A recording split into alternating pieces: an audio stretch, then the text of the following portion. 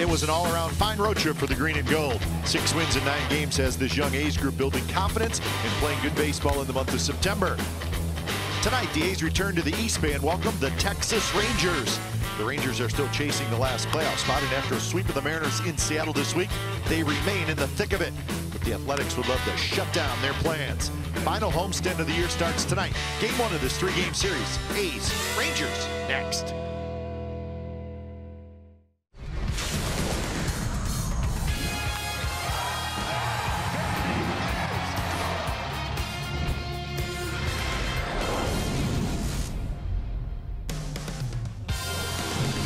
Well, fall has arrived. It's a cool night, but it's a nice night for baseball. We're at the Coliseum. 6 home games left in this 2017 season for the Athletics. Kendall Graveman's going to get the ball tonight. It's the Oakland A's and it's the Texas Rangers, and it's coming up on NBC Sports California, powered by Xfinity.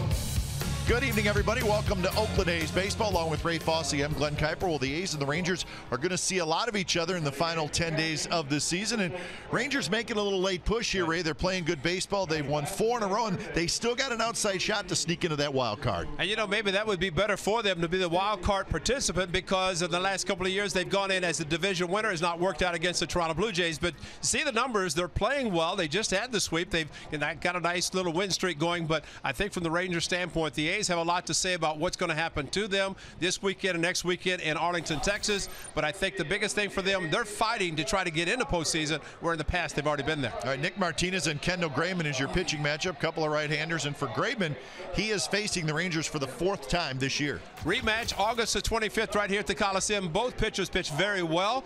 Fortunately for the Athletics, it was Kendall Graveman coming up with a victory. The A's winning 3-1. Interesting, Kipe, in the 5 wins for Kendall Graveman, 3 times he's left the game tied, and he's seen his ball club score runs twice. It was Chris Davis who did that, as he did on the 25th of August. All right, so the Rangers playing well, and so are the Athletics. The A's have won 4 in a row, and they have won 11 out of their last 14. So we'll see what happens tonight and this weekend. It's the A's and the Rangers coming up from the Coliseum. We'll have lineups and first pitch right after this.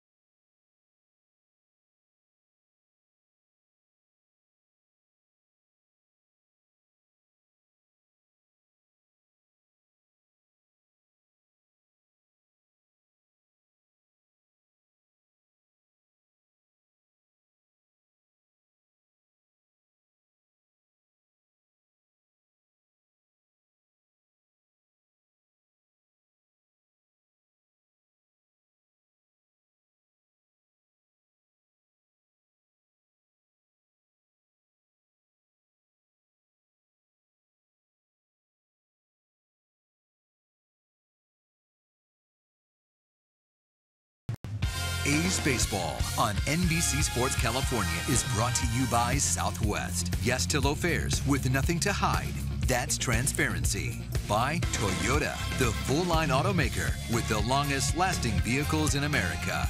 Toyota, let's go places. And by Jack in the Box. Come try the new $4.99 Smoky Jack Burger Combo with small fries and a small drink. Limited time only. So here come the Athletics behind their starting pitcher tonight, Kendall Graveman. So the final homestand of the season starts tonight against these Texas Rangers. Game time weather presented by the Santa Cruz Beach Boardwalk. The admission-free boardwalk is open this weekend. It's a cool night with fall having arrived yesterday. So it's going to be one of those chilly nights here at the ballpark. 62 degrees right now. But talk to us at 10:30 when we're doing the 18s. Starting lineup for the Texas Rangers tonight, brought to you by Southwest Airlines, and here it is. Shin-Soo Choo will lead off in right. Andrus is at short. Mazzaro's in left. Mazzaro 96 RBIs on the year. Then Beltre will DH. Gallo, Gomez, Odor, Nicholas, and Robinson. That's the Rangers starting lineup. And if you're hearing Sweet Home Alabama, you know who's on the mound for the Athletics. That would be Kendall Graveman, who makes the start for the Athletics tonight. His 18th start, of course, on the disabled list for quite a big period of time, May 29th to August the 3rd. So trying to finish strongly. He has 5 wins. He's pitched well against the Rangers, and let's hope he continues doing that tonight. A's will have Davis in left, Pinder in center, Joyce in right, Chapman, Simeon, Lowry, and Olson on the infield, with Josh Fegley doing the catching. So Graveman's ready, and in steps Shin-Soo Choo, who's playing right field tonight. We're set for baseball on a Friday night from the Coliseum. First pitch of the game is on the inside corner for a strike. First pitch. Choo at 264, 20 homers, 75 RBIs. Lots of home runs for these Texas Rangers, very much like the Athletics. Second pitch of the game is hit on the ground to Lowry. Lowry on to first, 1 away.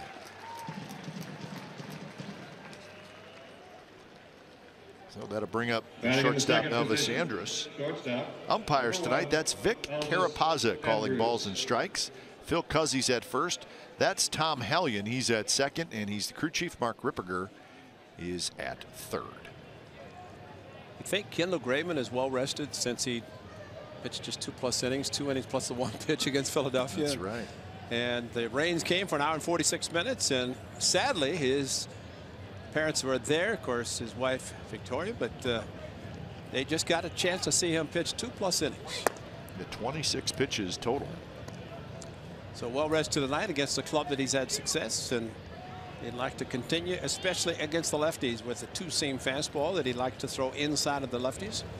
But 2 of his best outings this year have come against the Texas Rangers. Second start of the year down in Arlington, 7 innings, 2 hits, 1 run. And then here on the 25th, Ray, you mentioned that briefly. That was 7 innings, 9 hits, just 1 run. Well, the April the 8th start in Arlington, I've never seen, especially at that park, a right-hander throw as many pitches inside the lefties, which the very inviting short porch in right field. But the ball was moving. Stephen Vogt caught him and just kept calling it, and the 2-seamer was tremendous. Check swing roller right side. Graveman's going to take care of himself. Reaches down, picks it up. So that'll be a 1 unassisted. Now here's the 25th of August right here at the Coliseum. 96 pitches. The A's won the game 3-1.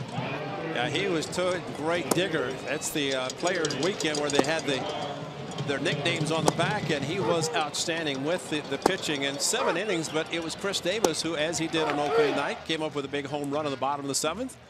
And the A's did add another one a little bit later, but 3-1 victory for him as he pitched very well against the Rangers on that 25th. 7 innings pitched both times, so 14 innings. Exceptionally well in Arlington and here. And you figure, Kite, he's going to get, today is Friday, so figure 5 days he'll pitch Wednesday, and unless he came back on short rest, figure next Wednesday going to be his last start. Yep. So he'll start the first and last game of this homestand, and then head to Arlington, and you'd have to figure that would be it. See, there's the fastball in that he threw so well in Arlington, especially against guys like Mazzaro. Watch this fastball inside. It's a two-seamer. Didn't really come back that much, but it's a pitch that he likes to throw in there to the lefties, and especially in Arlington. Man, that right field is so inviting. So 2-1 the count. Fastball velocity. That's interesting. That's good. Uptick to 93 this year, which is pretty good for him with all the movement he has. Right to Olson. He'll take it himself. A 9-pitch first inning. 3 ground ball outs. And that's a good one for Graveman. Bottom of the first coming up.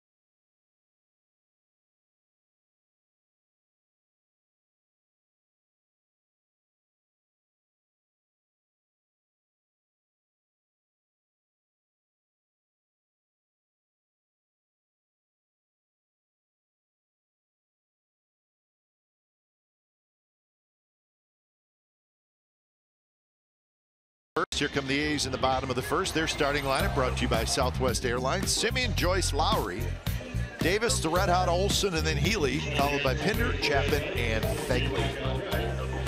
Nick Martinez starting for the Rangers, and usually we call him Cy because he pitches so well against the Athletics. Did in the past, but this year a little bit different, as he had a lead in one game that he started.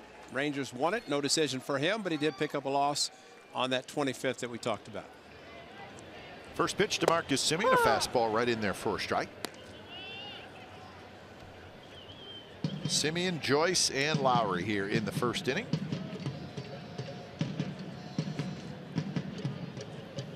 A's finished that road trip 6-3. A's have won 4 in a row, and they've won 11 out of 14, having a good month of September. They're 11-8 in the month of September, so trying to finish strong. Overall 69-83. So let's hope that they can continue playing good baseball in this final homestand, and then the 4 games down in Arlington to finish the season. Zara in left field grabs it. Let's take a look at the Texas Rangers defense. You saw Mazzara.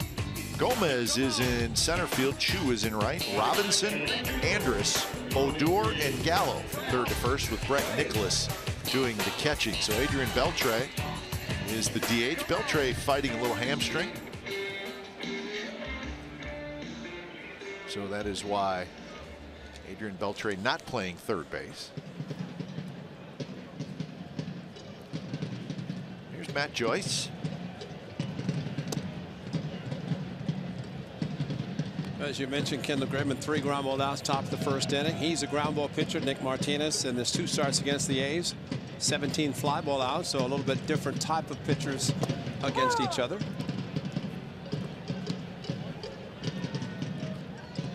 A packed dugout. That guy sitting on the Gatorade containers, you know it's packed. Well, there was a time during batting practice today where A's kind of finishing up and the Rangers just getting ready to get started, and I don't know what time it was. I guess it happens a little after 5 maybe. Right. And there was people all over the field. It looked like, it almost looked like a football game with both rosters out there. Exactly. Warming up. Joyce takes Strike 3 called on the inside corner. So that's the second out here in the bottom of the first. Well, Matt Joyce didn't like the call, and we'll see what you think about it as you take a look at the fastball inside. But, you know, for Nick Martinez with the umpire peeking around the corner, and Dick Carapazza liked the call.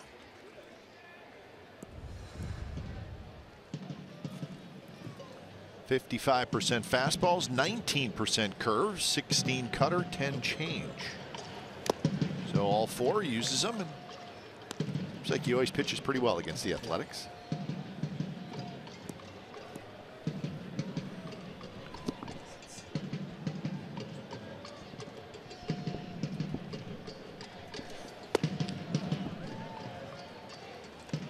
Fastball up a little bit, not really overpowering his fastball in the low 90s, but he will mix a lot of his pitches, does add the cutter to his fastball, the 2 and 4 seam.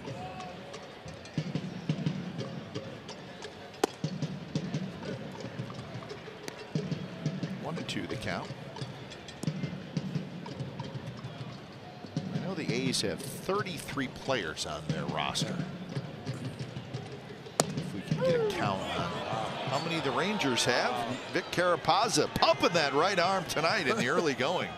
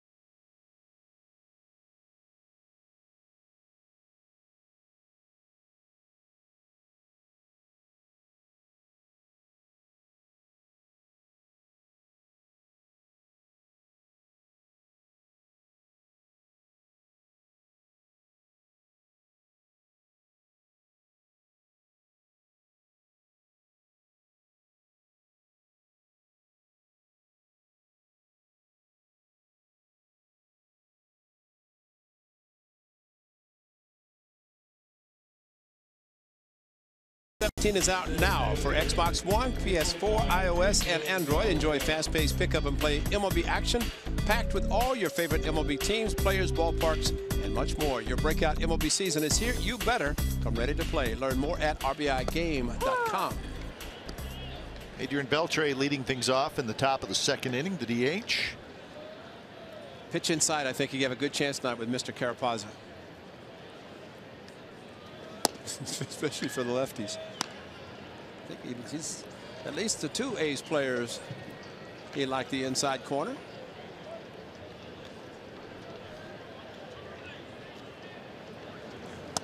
Beltre. Check it. No need to, says Vic Carapazza. Beltre put up. This is great. He was the originator of this. Check swing, check to first. Carapazza said, no, I'm the man. After all, didn't you see what happened at the bottom of the first when I called 2 guys out? Missed outside. 2 and 2 the count. Beltre again playing with tender hamstring. He missed a couple of weeks recently because of that. But him in the lineup is a must for the Rangers, and he's in there. He means so much to the club, on the field, in the clubhouse, in the dugout. And how about the little hop, skip, and jump? And I'd say that if there's anybody in the game that has a good time, not only back it up how he plays, over 3,000 hits, but seems to have a good time playing the game of baseball. And that one spins inside, so Beltre has a leadoff walk. So with that, let's check in with Angela for the first time tonight. Guys, I'm here with VP of Community and Communications, Catherine Akers. Catherine, thank you for joining us down here. Tell me about Jersey Off Their Backs. What is this? Sure. Fans have a chance to win a jersey off of the A's players' back after the game tomorrow night. So we're selling raffle tickets, a $5 donation to the A's Community Fund tonight and tomorrow. And there's scratcher cards, and you get a chance to win a player's jersey. And how does that work? They literally give, like, the jersey off their backs. They're going to be cold, right? Well, it's going to be after the game, so we're going to invite fans onto the field, and the players are going to come out, and they're going to take the jersey off their backs, give them an autograph, and then the fans get that memory to take with them home. And we also have Catherine here to model how to get involved. So we go and find someone who's wearing this shirt, and then you can buy that, and then be involved and also give back to the community fund. It's a $5 donation to the A's Community Fund, so we're selling them tonight during the game and tomorrow. We have roaming sellers throughout the stands wearing these beautiful green shirts, and we also have a table outside section 216, Scheid Park Tavern. All right, section 216, there you go. Guys, back to you in the booth. Thank you so much. All right, good stuff. Thank you, Angela. Joey Gallo with a base hit, so 2 on and nobody out. We should also tell our viewers, Ray, that A's president Dave Kaval is going to join us next inning, third inning, and talk about the ballpark, get us all updated on. It's been a very, very busy 10 days or so. Still trying to find out if we're eligible to donate $5 to get a scratcher. You know, they never did find out on that road trip. They kept talking about it, but nobody ever said, "Are we okay?" I mean, is it excluding us? You know, I got $5. I'll take a shirt off somebody's back. Sure you would. Take your shirt. That's a nice shirt. Thank you. Thank you. Hi-oh. Well, no. After the game, but only if you're leaving. Back to the ball game. Carlos Gomez. Just kidding. You're right. I wouldn't mind. I have 2 kids at home. They would love it. Game used jersey. It'd be perfect. It's a big list of the players. I mean, how many players do we figure out? There's 33 for the A's and 36 for the Rangers. So 69 players eligible to play tonight. There was a gentleman down behind home plate who's he said, my nephew Willie Calhoun was just called up. He said, I don't think he's in the lineup. And I said, which one? I said, forget it, because I saw all the 69 players out on the field. Couldn't find him. Yeah. He's one of the call-ups in September. But you really do notice it. You notice the, I mean, I was just saying, you notice the bullpens. Yeah. It's jam-packed down there. Keep backing up. A's bullpen the same. Aaron's ready for action. Doesn't even wear a jacket on a cool night. Bouncer just foul. So 2-2 the count to Carlos Gomez. So an early threat here for the Rangers. Gomez 17 homers, 51 RBIs.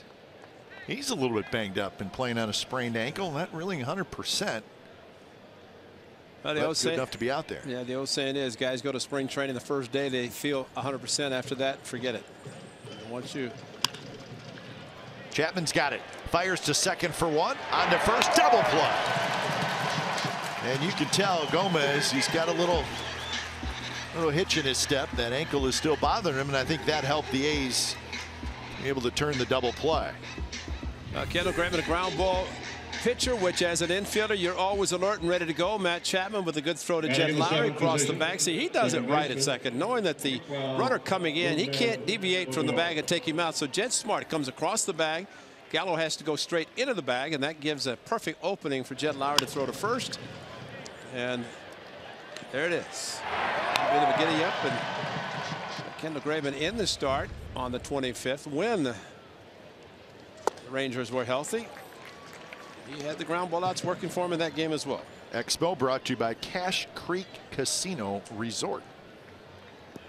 So 15 opponent ground ball double plays in 18 starts. So And if you get one of those a game, that's pretty good. Quick 0-2 to Rognet Odor. Odor has not been able to get that batting average up this year, but he's got 30 home runs. Thought that 208 was a typo, but it's not. So it's been a struggle, but yet 20 doubles, 3 triples, and 30 home runs for Odor. Oh, come on, Vic. Been calling that. The fans are also knowing that that's been called.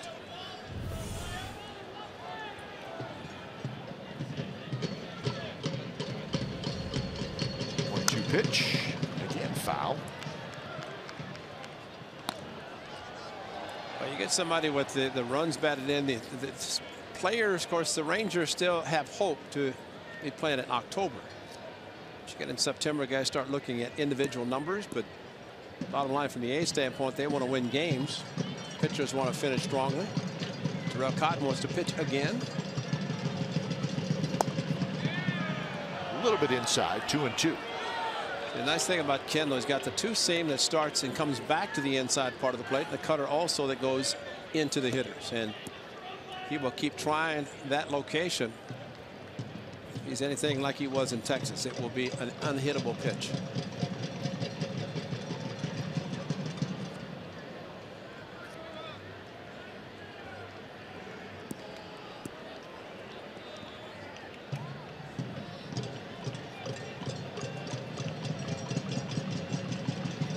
Pitch, line drive into the glove of Simeon, a low backhander, side retired. So Graveman gets out of it.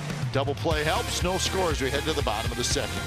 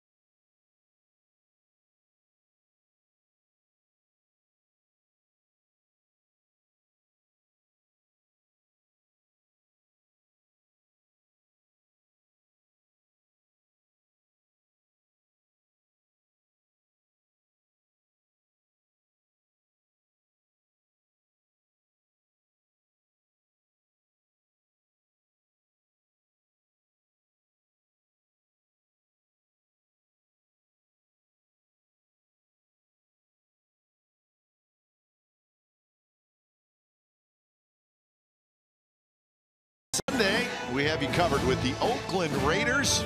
For Scott Bair, the Raiders insider. Can't beat it. Raiders will be on the road on Sunday night. They will be at Washington. So make sure you get in-depth Raiders coverage every single day right here on NBCSportsCalifornia.com. So Nick Martinez back to work. Bottom of the second, no score. It'll be Davis, Olsen, and Healy for the Athletics. Couple of strikeouts for Martinez in the bottom of the first inning.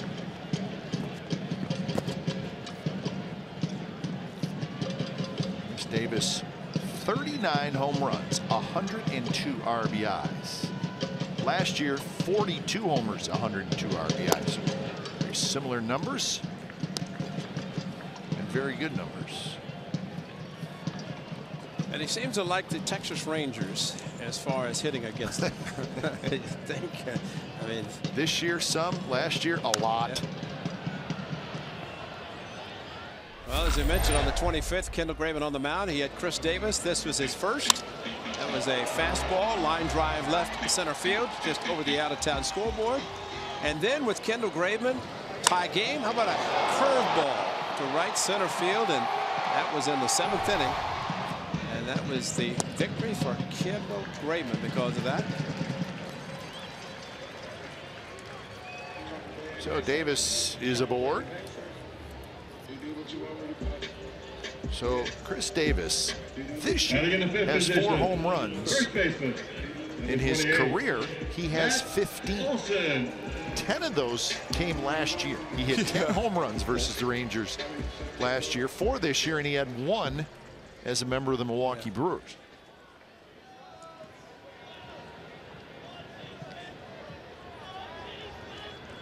So here is Matt Olson. First pitch to Olson, swing and a miss. 23 home runs, 43 RBIs, 263 average, all done in 56 games for Matt Olson.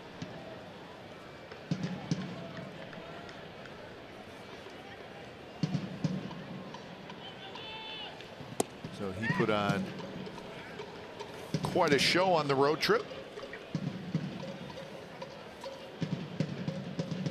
It's fun to watch. Matt Olson. He had 7 hits on the road trip. 6 of them home runs. And not a bad month of September, and there's still some time remaining. This is the 22nd. Pitch there right on the outside corner. He's obviously had a big month of September. In A's history, most home runs hit in September. Olson is second. Giambi hit 13 in 2000. Not a bad rookie season for G. True story brought to you by McDonald's. September 25th of last year. That's Matt Olson, his first big league hit, and it was against Nick Martinez. How about that? Did you notice his number? 13. 13. Yeah.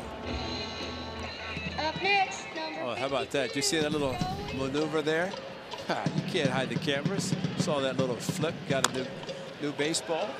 That is a foul ball as Gallo grabbed it. Yeah, he got rid of 13. It's a lucky number.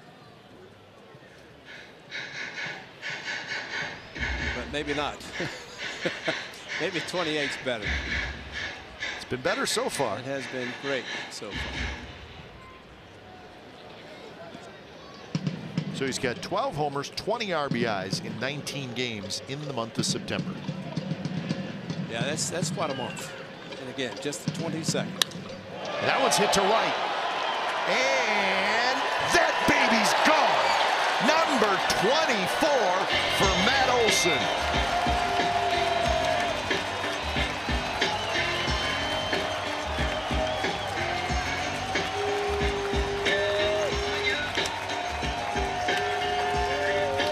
Well, we're just talking about the rookie record in September. He just matched Jason Giambi. And with another, what, 8 games to go before the month is over, he's got a chance to do something really, really special, and I think he's already done it. Very, very quick back and a high. I mean, he just on top of a pitch. Just unbelievable power from this young man.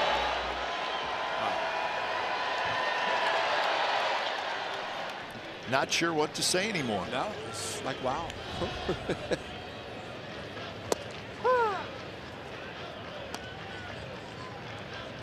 9 of his last 10 hits are home runs. He's got more home runs than singles this year. He's got to go to bed at night going, this is pretty fun. But you know, he goes over on Wednesday in Detroit, and somebody in an article said, well, Matt Olson down to earth. Give me a down to earth. He goes 0 for 4, like he'll never have another 0 for 4 in his life. You know, I'd say if he's going to go 0 for 4 and then come back the first game back after an off day and hit a home run.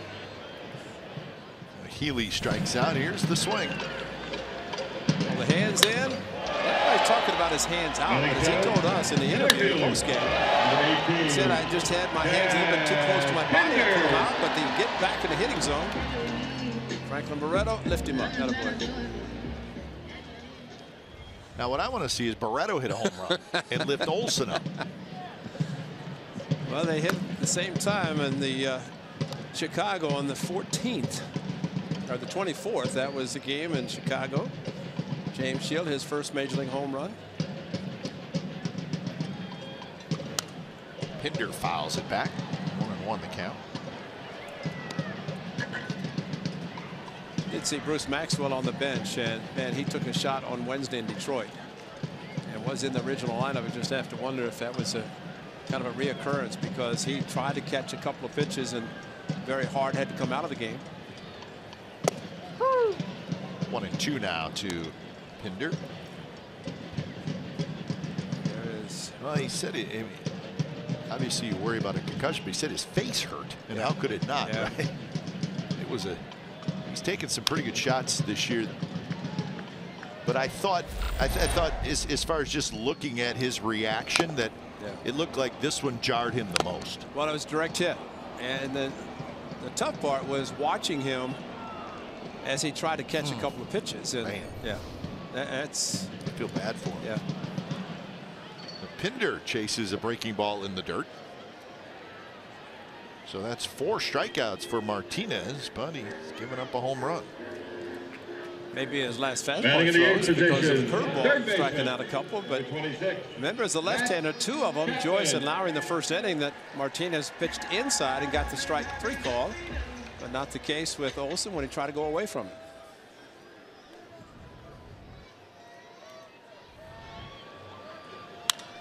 Chapman, a line drive right into the glove of Elvis Andrus. Side retired, but Matt Olson again, his 24th home run of the year. So the A's have a 2-0 lead. When we come back, A's president Dave Kaval's going to stop by. We're going to talk ballpark. Looking forward to it.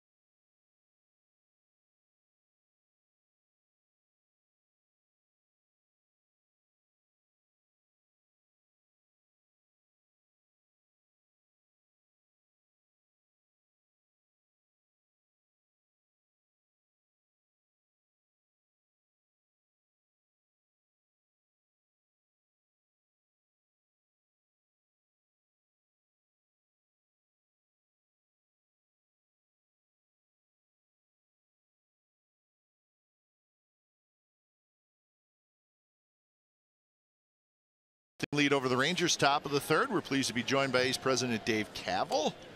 We've got a few things we want to talk to you about. There's Dave. stuff going on. Yeah, there's stuff going on. We're making news, as you know. Yeah, 2-run home run. There we go. Matt Olson, another home run. So I'm sure you're just swamped with all this going on, but this is an awfully exciting time. I mean, tell us what goes through your mind, especially after the announcement came out that you had picked the site, made the decision, and you know, we obviously know there's a lot of work to do now, but It's got to be exciting for you, and it has to make you feel good when you see the excitement all around the Bay Area with A's fans. Oh, yeah, with fans, with the community. I mean, having a final site in Oakland, really tremendous. You know, the energy and excitement around it, and engaging all the different groups, the stakeholders, to make sure we build it the right way and have success at the Peralta location. Why did you pick the Peralta? You know, I think there's a couple key things. One, the transportation is great at that location. You have the BART right next to it. You have a beautiful view of the Oakland Hills. You have the best weather of all the locations. So all those things together and being able to be walkable to the downtown, really critical.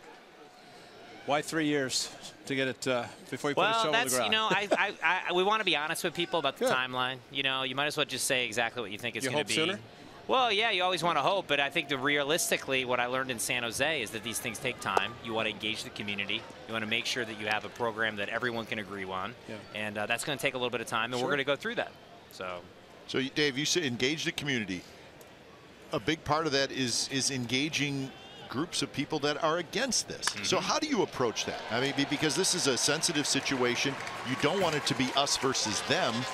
So I know this is your biggest job now for a while. How do you approach it? Well, I think you have to have openness and transparency and make sure that people feel that they have an honest, spot at the table to be part of the decision-making process. And that's exactly what we're going to do, whether it's office hours or workshops. And we're going to do everything we can to solicit that input so we actually build a project that people all believe in. You've got the Raiders leaving. You've got the Warriors leaving. You're rooted in Oakland. Yep. Talk about what it's going to mean to the businesses in downtown Oakland, in the surrounding areas, not only the construction of the new ballpark, but for those business people as well as you go forward. Well, it's $3 billion in economic impact. I mean, these numbers are extraordinary. These are 2,000 just construction jobs alone. And it's going to actually really revitalize the entire East Bay community. And so we're very excited to be at the forefront of that. And that one right down the left field line by Shin-Soo Choo, and that's a home run for the Rangers. So you don't see that very often, a left-handed hitter hitting it right down the left field line. That's what just happened. So Choo gets the Rangers on the board, and it's 2-1. Now, if it's Matt Olson, we'd show it again, but since it's Choo, we're not. So yeah, I can just keep going. Yeah, that's good. I see how you guys handle it. But you know, the important thing, because when we were in Boston, it was a great video that was shown, and we're disappointed we weren't here when you made the announcement. We'd like to have been here. Well, I see that now. I understand. It was no hard feelings. But it was no hard feelings. All right. It was a great video that we saw in Boston, by the way. It's wonderful. At a great location, an urban ballpark, right there, right in the middle of everything. But what we heard were a lot of people, business people, talk about this is great. We're looking forward to this. But as Kipe said, you're going to have to deal with a lot of people who say, well, is it really going to help us? But how do you deal with all of that when you have proponents of it? People say, great, it's going to happen. And then those who are kind of against it. Well, I think with any project of this scale, this is one of the biggest projects in a generation in Oakland.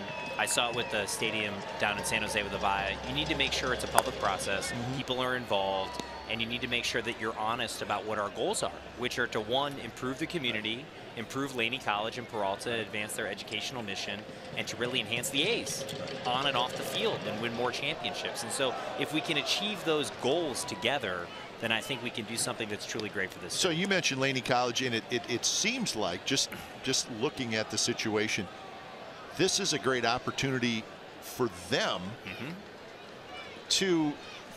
You're talking about young people that workforce development, jobs, and it's sitting literally right there. Exactly, and we want to work with them to understand what the needs are, whether it's infrastructure, revenue sources, to really enhance the college, which is our goal. All right, we'll continue our conversation with A's president Dave Kaval right after this home run by Choo. So it's 2-1 as we head to the bottom of the third.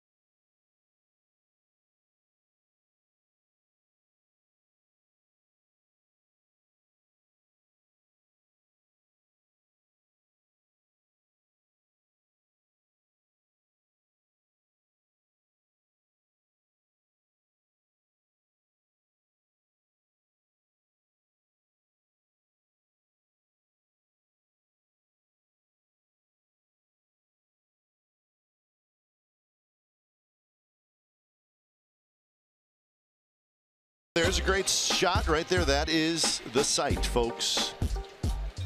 You're looking good. Yeah, it is looking good. Yeah, there's the estuary. Really nice. Great view of the Oakland Hills.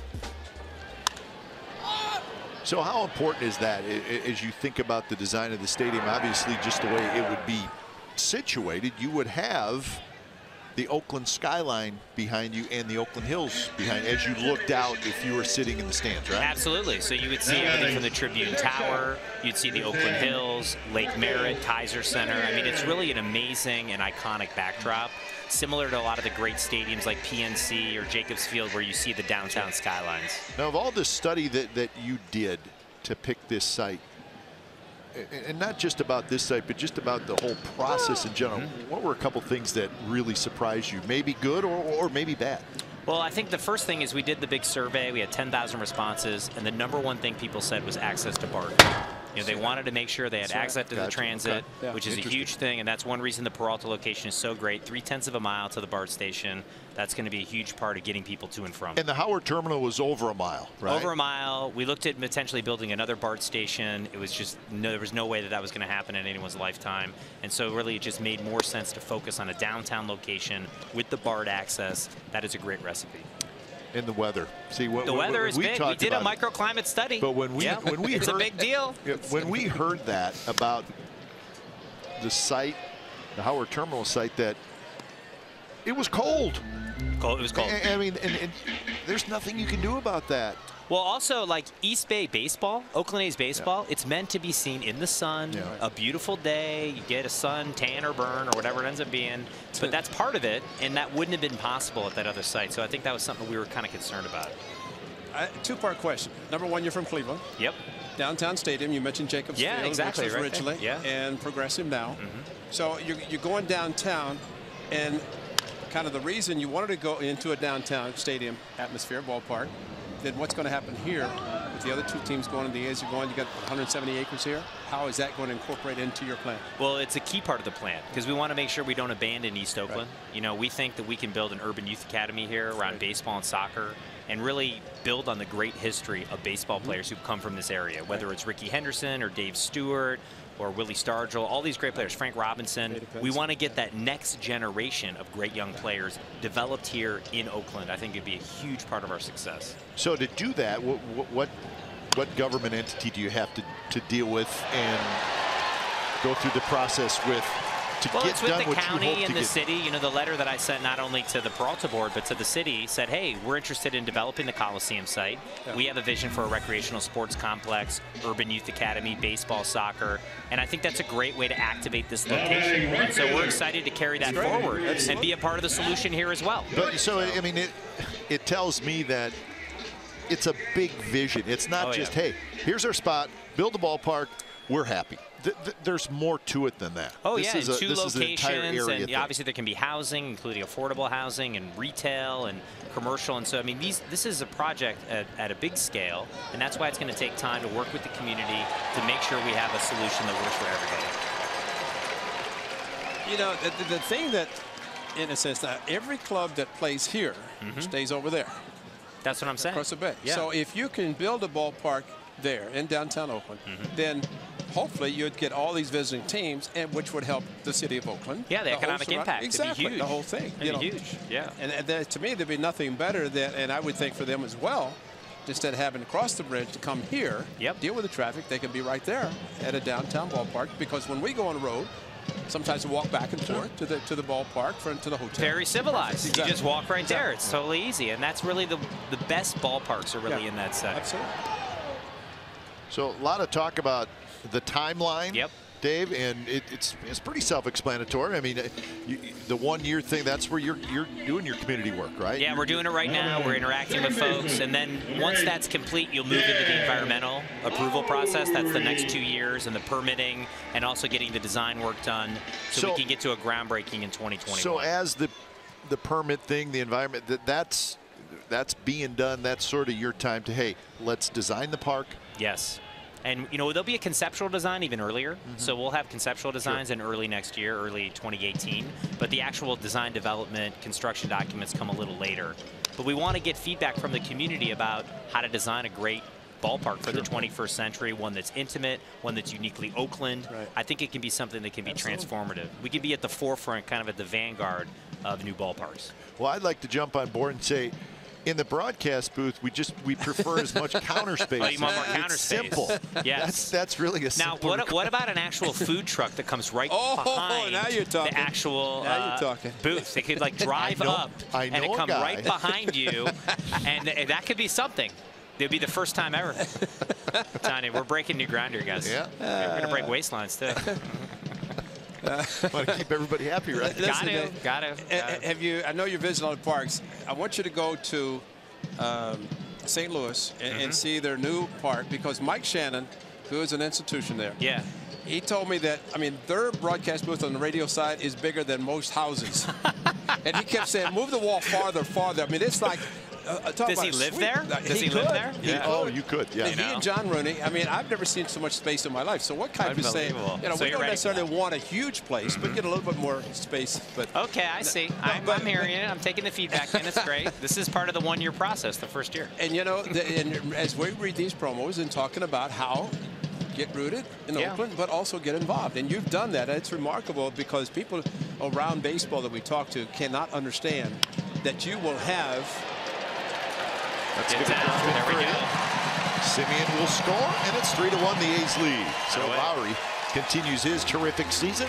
2-out RBI hit. But people can't believe that you have these office visits with fans coming in to visit with you, and a lot of it has happened. It's this. See, he's trying to throw the fastballs in, and finally, Jed Lowry, who struck out his previous at bat, looks inside and gets the fastball again and gets a base hit. But you talk about how much, not only the office visits that you're having, but can people really understand that they want to be a part of this, as you're talking about? I think it's becoming more and more real, because at every stage we've had this open transparency, the interaction with myself, with the other members of the team. They feel like, you know, more and more like they're part of it, and that's going to continue through the whole time, up to the groundbreaking and the launch of the building. And so I think that's really essential for our success. I had another question if you dropped this, but I don't know we're going to have a chance. Can of corn. All right, Dave. Thanks, good guys. luck. Awesome. It's been great Thanks so for everything. far. We're pulling for you, man. Yeah, we're going to get that food truck. That's right. All right. Thank you, Dave. Awesome. Thank you very Thanks much. for everything. That's where it's going to be, folks. There's your view, downtown Oakland.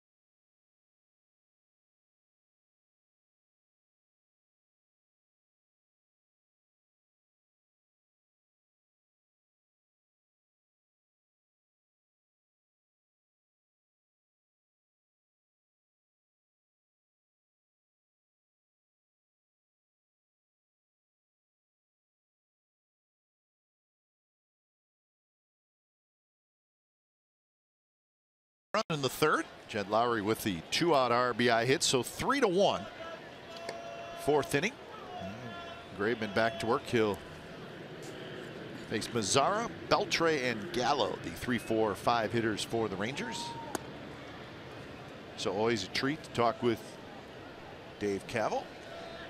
Well, the question I was going to ask him, I did ask him after we went to break, and I was happy to hear what he said, and I'm going to reiterate what he did say, because I've had people, and I'm sure you have had it too, say, well, you're going to build this new ballpark, you're still going to lose players. But he said, he's talking about the model of the Cleveland Indians in the 90s, to sign players going into the new ballpark so that they're already ready and signed. And he's not talking about a couple, 3 or 4 year contract. He's talking more than that. So it's a combination working with Billy Beane, David Forrest on the baseball side to pick and choose the players that they want to have to go into the new ballpark and sign them long term. Yeah, and listen, I know that question gets asked a lot, and in fairness to David and Billy and Dave, who have to make these decisions, it's still 5 years away. Yeah, sure. These are not easy decisions to make. Exactly.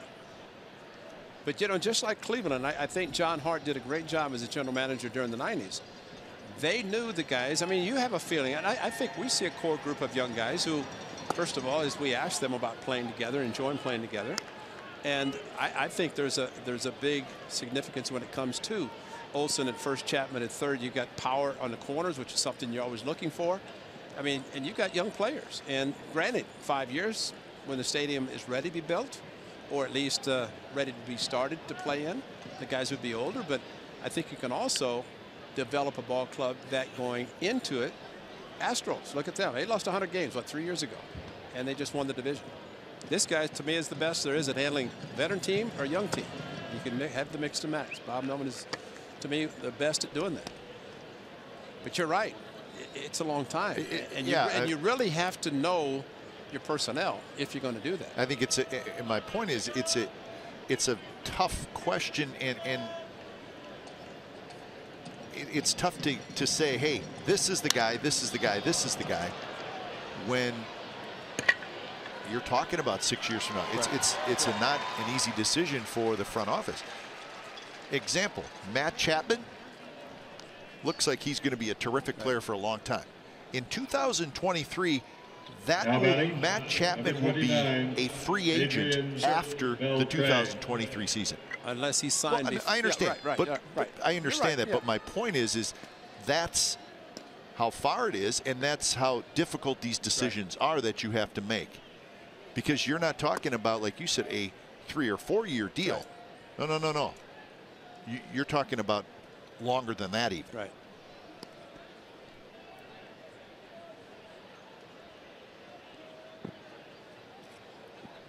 Want to know the count to Beltre.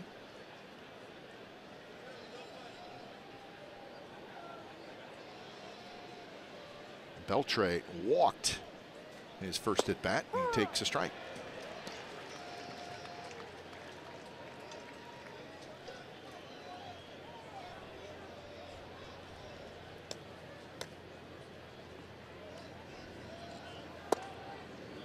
So Graveman had a 3 up, 3 down first inning. Couple of runners in the second, but got a big double play, and then the home run by Chu with 2 outs in the third. Swing and a miss. Got the problem with the home run. You mentioned down the left field line from a left-handed hitter, but also it's a fly ball, and Kendall Graveman's a ground ball pitcher, and that's as much a surprise as anything, the fact that he was elevated enough that he could go to the opposite field. And now 3-2. There's Chu. When healthy, a very good player, as he has shown throughout his career.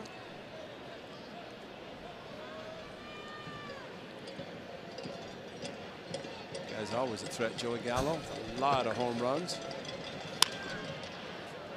Chapman charges, scoops, flips across, 2-0. Fans, to thank the best fans in baseball, you can now win a free suite for you and 11 of your closest friends to select games next season. Simply text ROOTED to 60946. The contest lasts through Sunday's game. Message and data rates will apply. Again, simply text ROOTED to 60946. See complete rules at athletics.com. Text ROOTED, ROOTED, to 60946 to win. See, we found out we can register and enter the contest. That's good to know. For the shirts off your back. See if we can do it for the suite. We can do a game from a suite. That means we get to eat too. That's right. I'm sorry. We could do a game. It's nice that you talked about the counter space for broadcast. Yeah, well, just lay the groundwork early. If it works. There is Joey Gallo, big, strong, left-handed hitter. That's the pitch. If you can throw that consistently, he's going to roll over, because right now that open stance, he does close up, but he puts everything behind it. Thus the shift on the right side. 3 infielders the right of second. It is again. It's a good pitch. And why not throw it again? Keep it there. Absolutely. Kendall Graveman with a great 2-seam fastball. See the 3 infielders to the right. Outfield straight away, as he has power to all fields. Going back to the changeup. And that time Gallo laid off, then pitch a little bit more down. Well, technically called a fastball, which is a 2-seamer. They also then shook the changeup.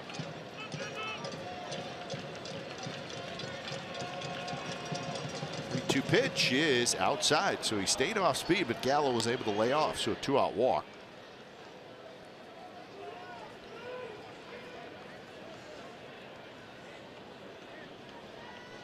And that'll bring up Carlos Gomez, who hit into the double play in the second inning, 5-4-3.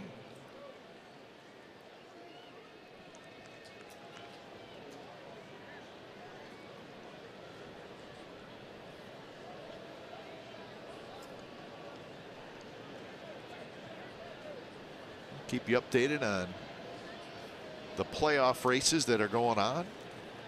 There's still a few. Little pop-up, shallow center, and it's going to fall. And then it scoots past Pinder. And he's able to, backed up by Joyce, so alert play by Joyce. One of the toughest plays for any center fielder, but especially a new one. Ball not hit that hard, and Chad Pinder, see at the top of your screen, just one of those things where you kind of freeze a little bit, and you freeze just enough as he overran it. But you're right, Matt Joyce doing a great job backing up as the ball checked up a little bit, like my partner's 9-iron going into the green. Joey Gallo on the move, and he was thinking about scoring, because the way, don't look back, let your third base coach, because when the ball checked up a little bit and backing up was Matt Joyce. Good job by the right fielder. So here's Odor, dangerous hitter. And he hits one high in the air, right center. Joyce got it. So a couple of runners stranded. We're headed to the bottom of the 4th. The A's with a 3-1 lead over the Rangers.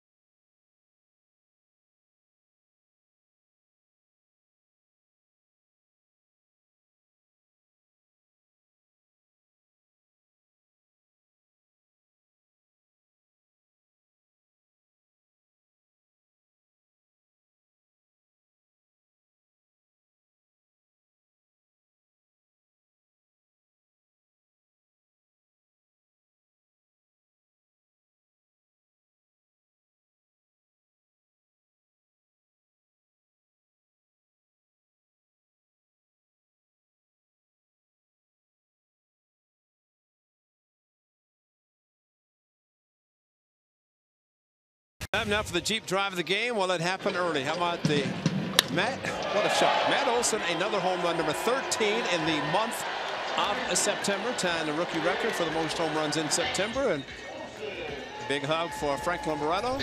Lift him up. You can lift him up a lot because he's that strong. But a strong young man.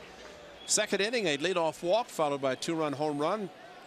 A's have had an unearned run and have a 3-1 lead. But Matt Olson, just unbelievable season for him.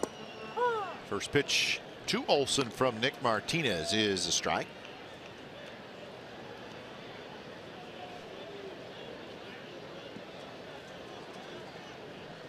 Healy to follow, and then Pinder here in the bottom of the fourth.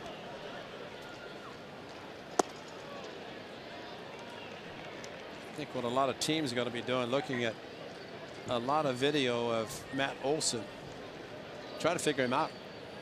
Because when you have a hot hitter, someone who's hitting virtually everything and has the power that Matt Olson has, you got to figure it out. And that, for him going forward, is going to be the biggest question.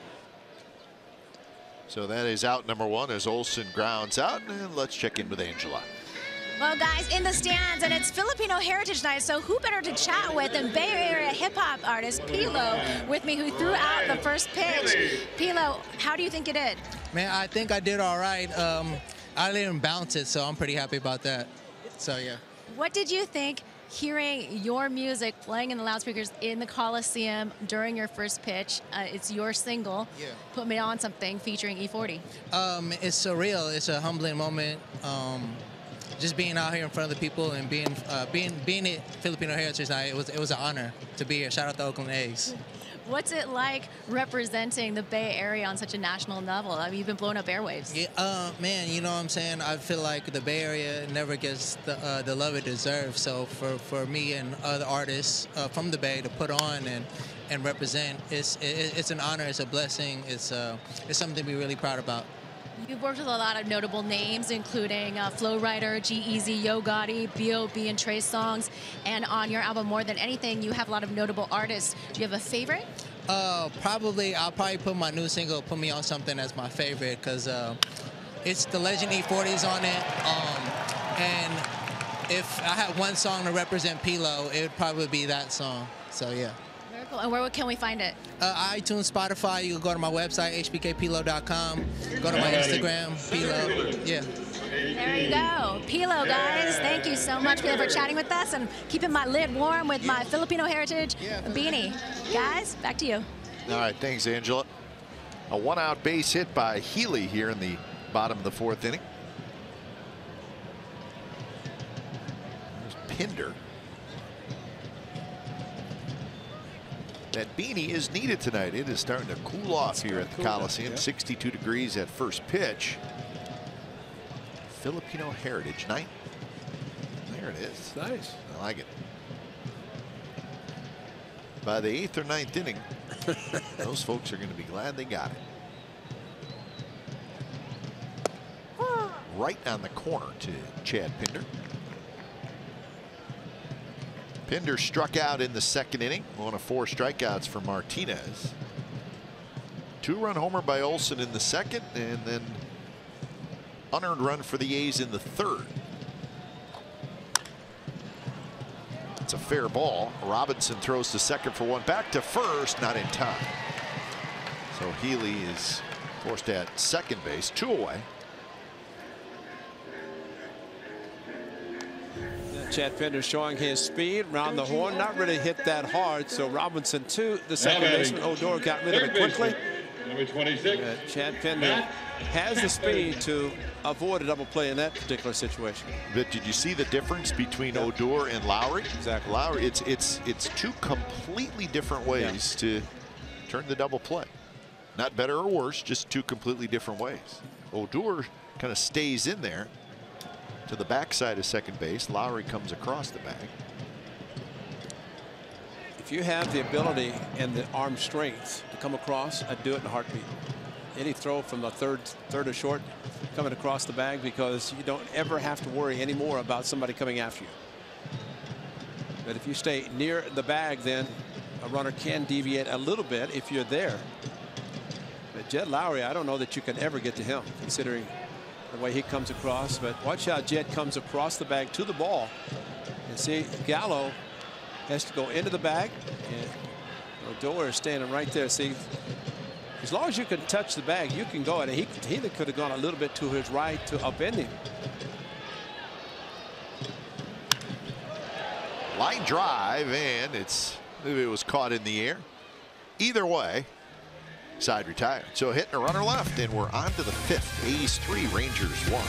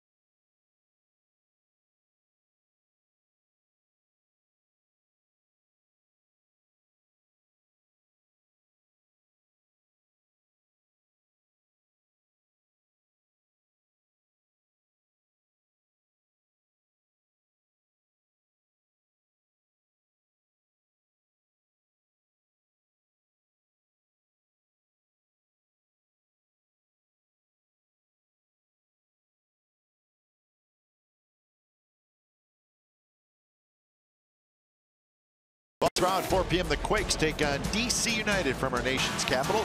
As the season winds down, every game is key as Chris Wondolowski and the Quakes push for an MLS playoff spot. The home of the authentic Earthquakes fan is NBC Sports California. So that's tomorrow at 4 p.m. So that'll be right before our ball game here at the Coliseum. So Quakes followed by the A's tomorrow in the late afternoon. 5th inning, A's leading 3-1. Brett Nicholas, Drew Robinson, and Shin-Soo Choo. Chapman's got it, flips it across, 1 away. Nice ground ball out for Kendall Graveman, exactly what he wants. Probably upset with himself that he was giving up a home run to Shin-Soo Choo. Robinson.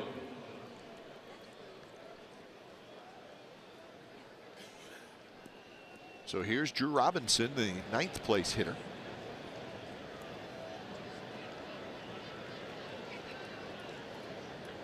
Robinson grounded back to the pitcher, his first at bat. And the error he made to put Simeon on, that's an unearned run. Yep. Take the gold glove of Adrian Beltre out of the lineup. And that's against Robinson, but Adrian Beltre is as good as there is at third base. Chris Davis into left center field. Chris Davis tracks it down. So 2 away. And now Graveman looking for what would be his second 3-up, 3-down inning. Now batting. This is what happened with Choo with the leadoff hitter, and look at the pitch. Sinking a little bit away, but that's the power of Choo going opposite field, and really wasn't that bad of a pitch. It was not down probably as far as he would like to have had it. But give Choo credit for taking a pitch that's running away from him and going the opposite way. Well, the Rangers this year, coming into tonight's game, the 2nd most home runs in the American League. The Orioles 228, the Rangers 227. Astros are 3rd with 223. A's and the Yankees are tied for 4th with 222. Again, that's coming into today's matchup, so it's pretty close, but those are The top 4 actually would be the top 5 home run hitting teams in the American League. And Rangers are second.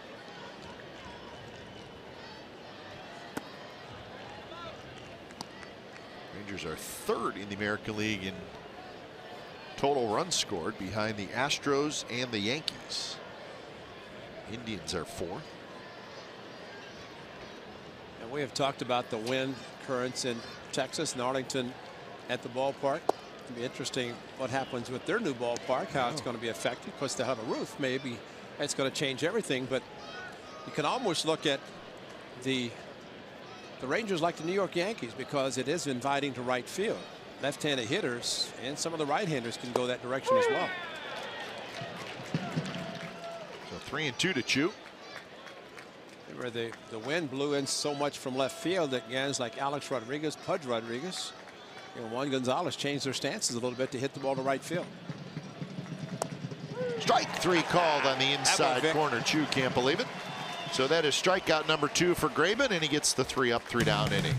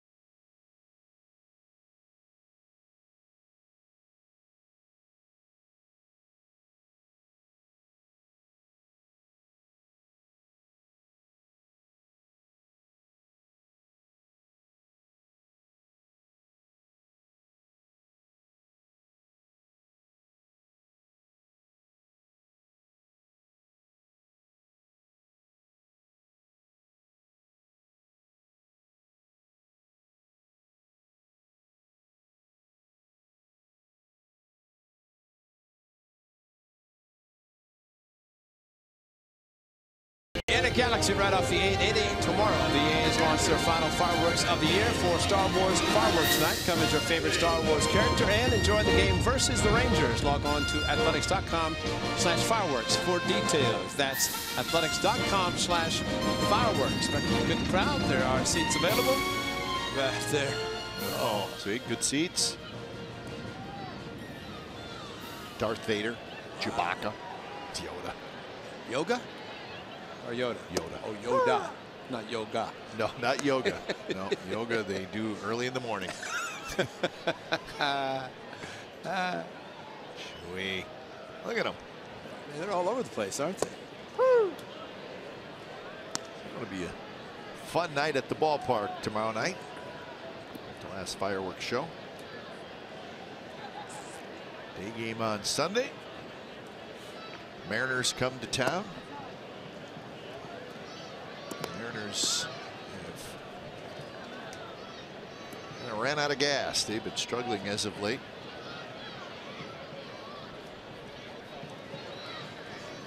So it's really, and that one swung on and missed. Fegley hustling down to first. It's going to be a strikeout.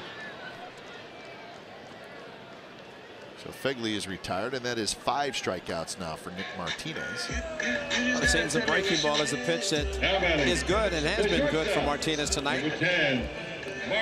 These hitters not picking up the spin or somehow the release point.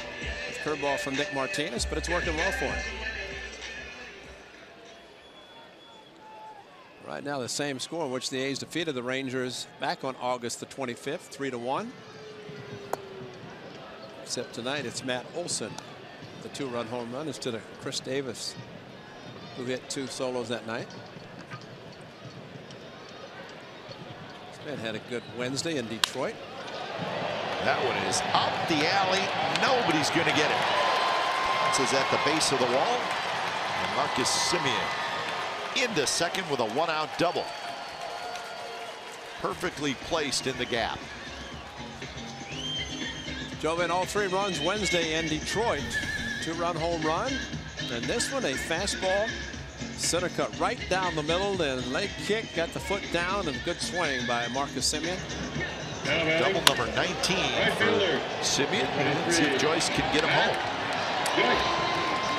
I think Bob Melvin said it best, that maybe his hand injury has made him a better player. On base percentage is fine. Home runs are down a little bit, but as Marcus said recently, he's looking forward to the offseason to work and get ready for 2018. Because of the hand injury, he doesn't have to worry about it anymore.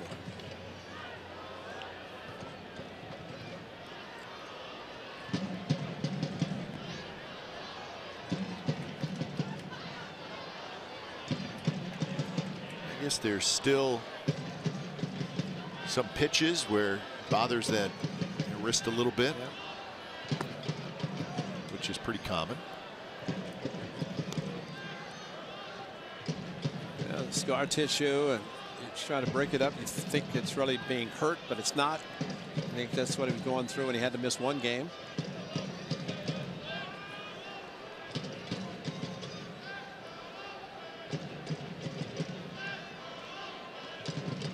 So 0-1 to Matt Joyce.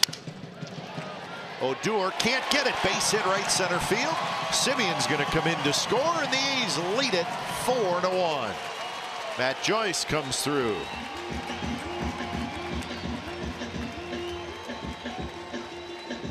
'66th RBI of the year for Matt Joyce.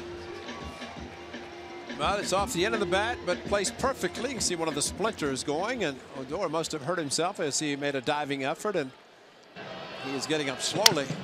But you know, this is what you'd like to see. I mean, it's one that, let's hope he didn't hurt himself, but you get a runner at second base and a ground ball is hit, you dive, you have a chance to knock it down to prevent a run from scoring. But Semien with the ball in the right field, and it's kind of indicating what happened. And well, he kind of launched himself. Yeah, he did right there. I mean, there's diving, and then there's, I mean, he was 3-4 feet above the ground.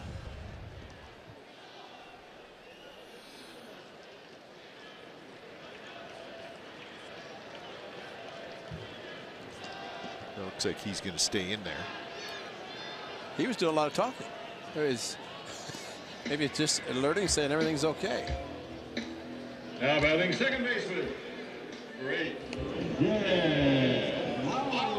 So Rodriguez and Mendez, a righty and a lefty.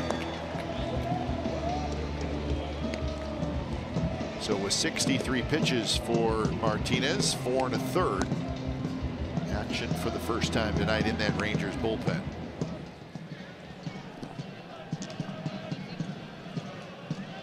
And here's Lowry. Lowry has struck out and got an RBI single. So 65 RBIs on the season now for Lowry.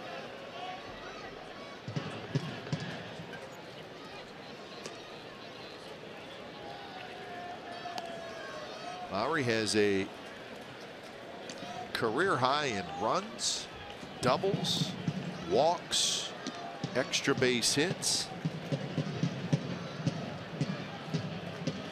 His career high in home runs is 16. He did that in 2012. He's got 14 this year.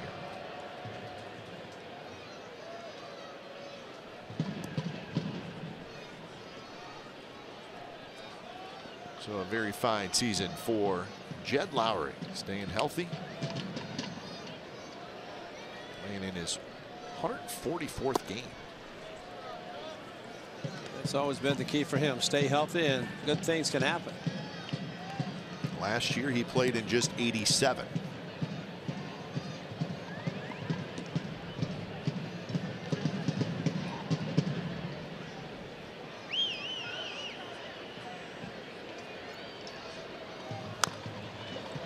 cued right at the plate foul. Grand slam Tuesday in Detroit. It was a big one. It was. 3 rookies got base hits, and then Jed Lowry stepped up and hit a grand slam. What a comeback for the Athletics, winning 9-8. With that slam, they were down, able to come back and take the lead and hang on.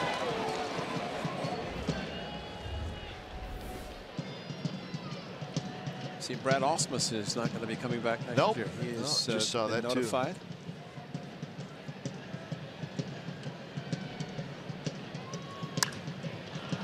Down the left field line, but foul. Ausmus and his coaching staff will finish out the remainder of the season, but just informed that he will not be back. Well, the interesting thing, and I know there was an article when he was asked about the 2018 season, and he kept saying the Tigers need pitching, and he didn't say we, he said the Tigers. So maybe he had an indication. Of course, when Al Avila took over as general manager, there was speculation that he would be relieved of his duties as manager, but Al said, how can I? I didn't hire him, but can't fire a guy when he just comes in. So he did get the year. Odor to Andrus, double play. But the A's get another run. Matt Joyce with an RBI single. So 6th inning coming up. It's the A's 4 and the Rangers 1.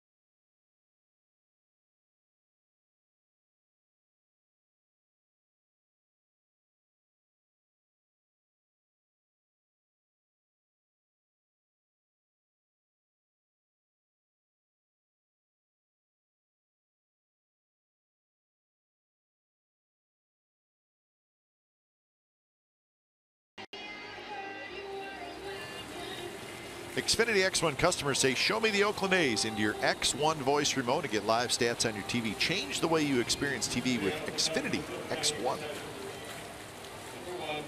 Elvis Andrews. So 4-1, the A's lead the Rangers. It is the top of the 6th inning. Filipino Heritage Night here at the Coliseum.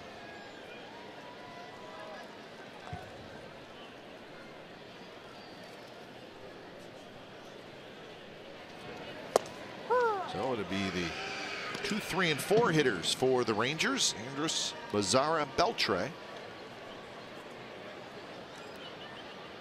0 for 2 for the Rangers shortstop. So the Rangers keeping a close eye on the scoreboard. They need a lot of help. And as they look up, the team they're chasing, Minnesota Twins, that second wild card team. The Twins won. They beat the Tigers 7-3. The Angels just lost in Houston 3-0. Verlander won again. He's been very good for Houston. Now he clinched a form in his first home start. Right to Lowry. Well, that's out number 1. So what happens for the Angels? They drop a game and they are now 3.5 back of the Twins for the second wild card. So this is updated. The Rangers lose a half game pending the outcome of this one. So if you're the Angels and the Rangers, you really cannot lose any more games. And so this becomes a huge game. Very big game. For the Rangers. Yeah, when you have a lot of teams that you're trying to leapfrog over, that's not a good way to try to go into postseason. No. Granted, they have been victorious in the division the last couple of years and trying to get there as a wild card this year, with Houston running away with the division.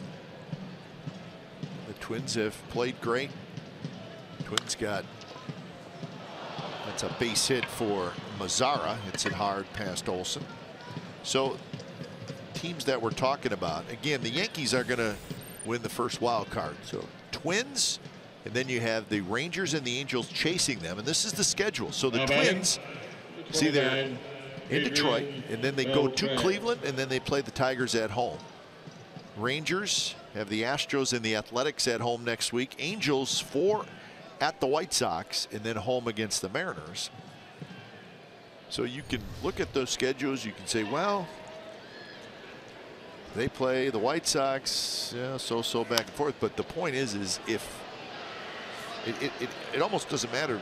I think both the Angels and Rangers probably have to, one of those teams would have to win probably every game, and have the Twins struggle a little bit for there to be any change in that second wild card. So it's desperation time for the Angels and the Rangers.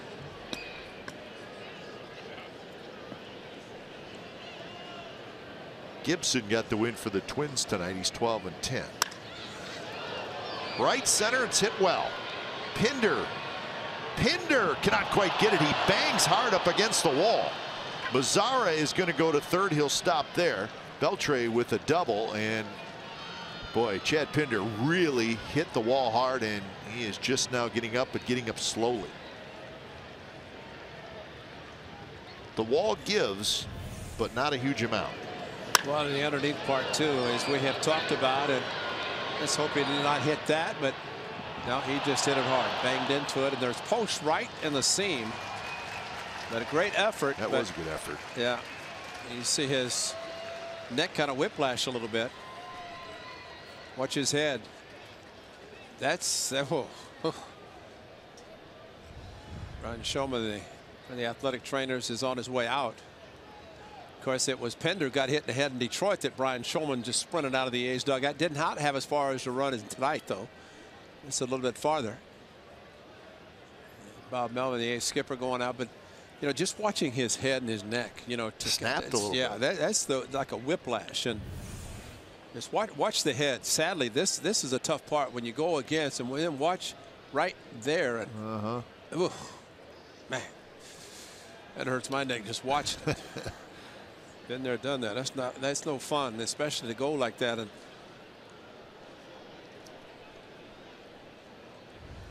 remember, Chad Pinder hasn't played a lot in center field.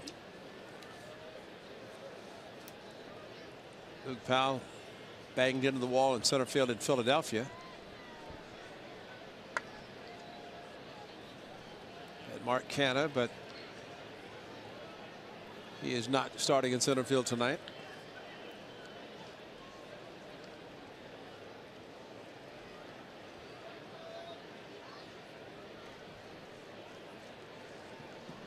So he's going to stay in there.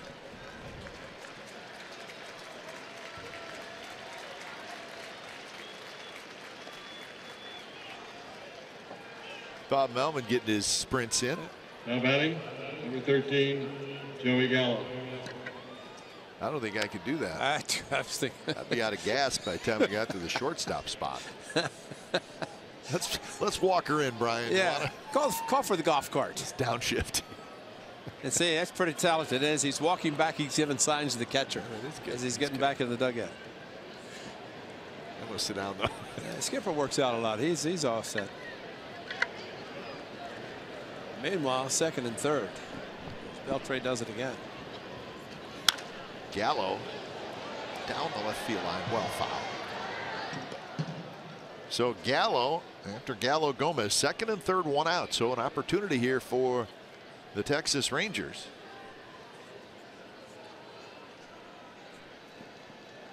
And they have lots of power, so you have to be careful. 38 home runs for Gallo, 76 RBIs.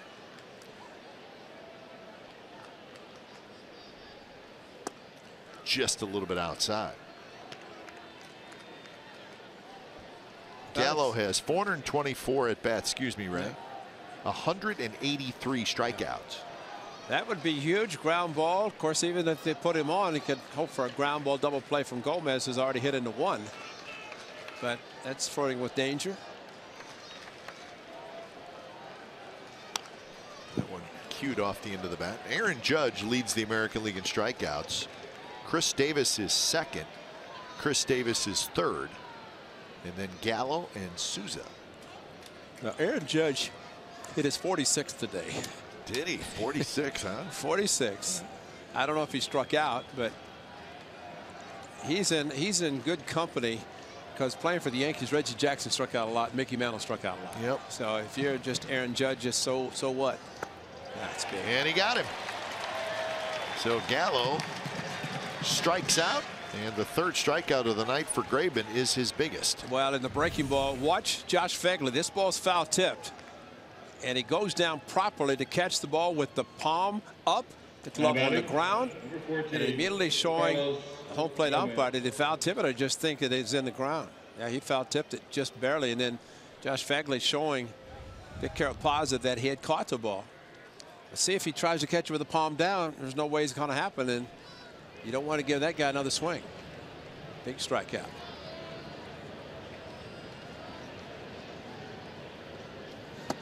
Pitch to Gomez is inside. Gomez hit into a double play, and he's got a base hit. So 1 for 2.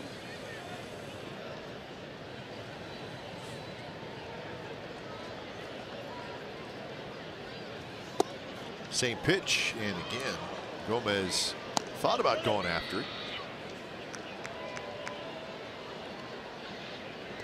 So 2-0 the count. 84 pitches for Kendall Graveman.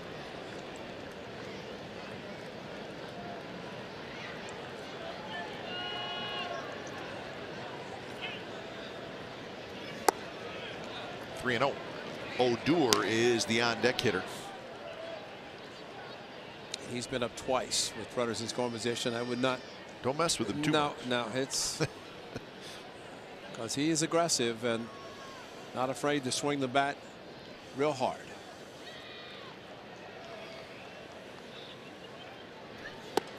Missed inside again. So a 4-pitch walk to Carlos Gomez.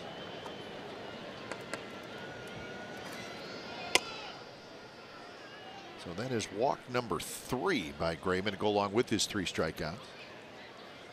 Now batting, number 12, Rougned Odor. So here is Odor.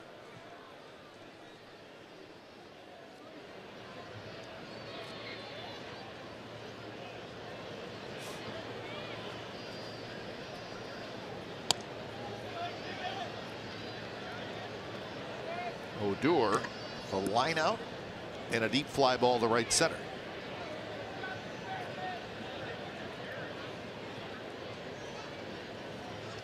First pitch is rolled foul. So good first pitch as Graveman kept it down. Very aggressive hitter is Odor. Well, the one thing that helped his last at bat, he tried to pull the pitch that was outside running away from him, got under it.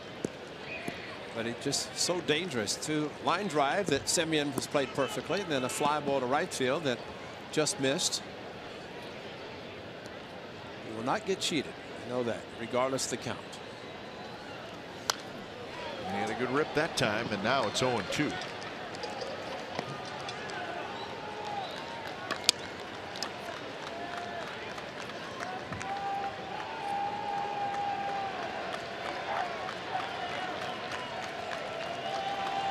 Crowd making some noise. Graveman trying to get out of the jam.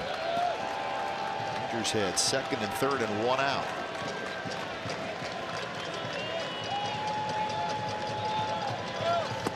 And he went around. Odor chased what would have been a ball. It's a strikeout, and the Rangers do not score. So Graveman working his magic in the 6th inning. A couple of huge strikeouts. So the Rangers leave them loaded. Bottom of the 6th coming up. 4-1-8.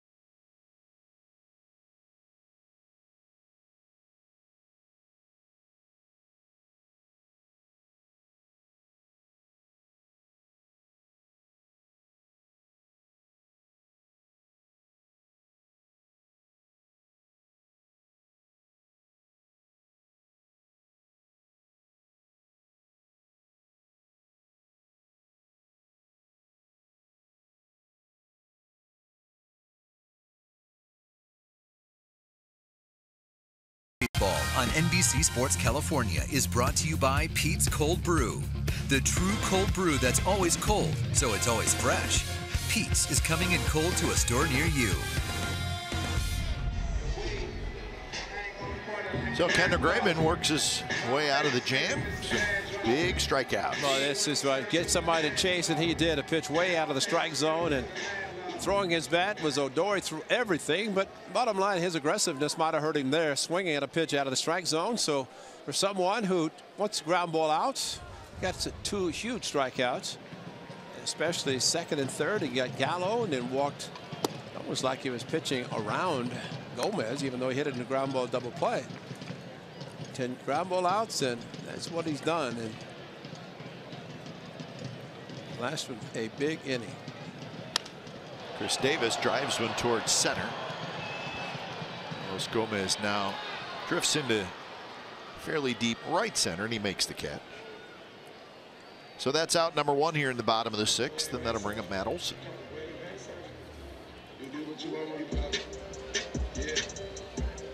Now batting first baseman, number 28. Indians are leading the Mariners 1-0 in the 6th inning in Seattle. So did I see this correct? Yes, you did. 27-1 in their last 28 games. That's right. Nobody's ever done it. And that's unbelievable. I know. So they won 22, lost 1, and then they've won 5. It's like 27-1. It's like Joe DiMaggio at 56 stopped his hit streak and went on about another 15. That's right. Yeah. Indians are scary. And I don't think you could look at them as saying they're peaking too quickly. I think they're feeling so good about themselves. Yeah, that's right. And this is ridiculous what they're doing. And then what they did last year to go to Game 7.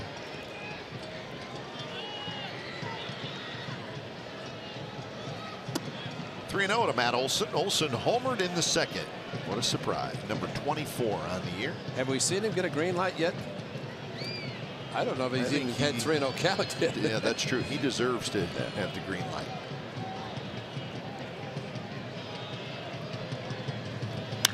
And he did. And he hits one very high down the left field line. Mazzara into the corner, and it's going to be a foul ball, and he makes the catch. So that's out number 2. So we've been giving you a lot of Matt Olson in Oakland A's history, franchise history, but how about this? This is Major League history. Most home runs in first 68 career games. Jose Abreu, we know all about him, and then Matt Olson, Cody Bellinger. How about that? Mark McGwire at 22 in 86 and 87.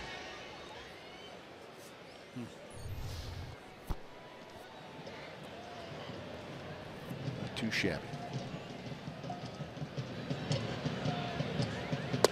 Pitch to Healy is a touch high. Well, indeed, at least for Matt Olson, he almost hit it out to left field. One of those left-handers down the left field line. So he got the green light 3-0, and it wasn't like he just popped it up. Almost hit it out.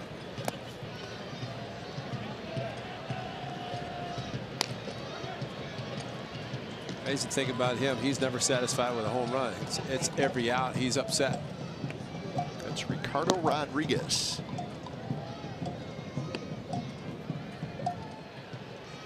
(2-0) to Healy, who has struck out and singled. And a good swing at a fastball. Blue Jays beat the Yankees 8-1 in Toronto. Estrada over Tanaka. And as Ray mentioned, Aaron Judge with his 46th home run. Red Sox beat the Reds 5-4. David Price got the win in relief. So the Red Sox win, Yankees lose. So Boston now with a 4-game lead in the AL East. So they're trying to wrap that up. Yankees comfortable lead for the first wild card. So it looks like the Yankees will be hosting the wild card game. Who they will play, do not know. As we mentioned, Twins beat the Tigers. And the Astros beat the Angels. So the Angels, at the worst possible time, have hit a funk. They've lost 5 in a row. Well, the one guy who's not playing so great is Mike Trout. I mean, he does it all the time, but the month of September has not been that great for him. 3-2 curveball. Healy swings at it, and he heads back to the dugout, strikes out for the second time. He's a little unhappy. 4-1, the A's lead as we go to the 7th.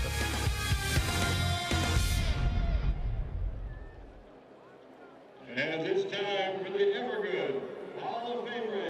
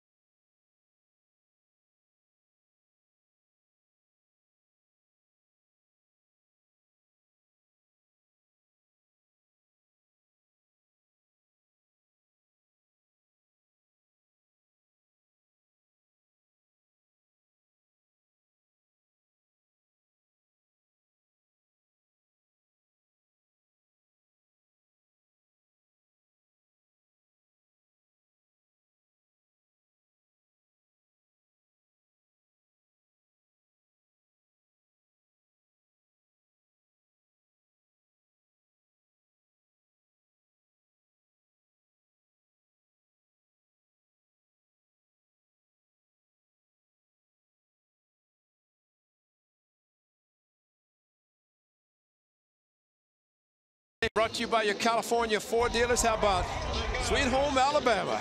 10 ground ball outs, and he's got 2 huge strikeouts in the 6th inning. There's a good one, too. That's a huge one right there. That got Gallo 2nd and 3rd, and then this with a wild swing by Odor, a pump by Kendall Graveman. He's back out for the 7th inning. Why not? No rain here in Oakland.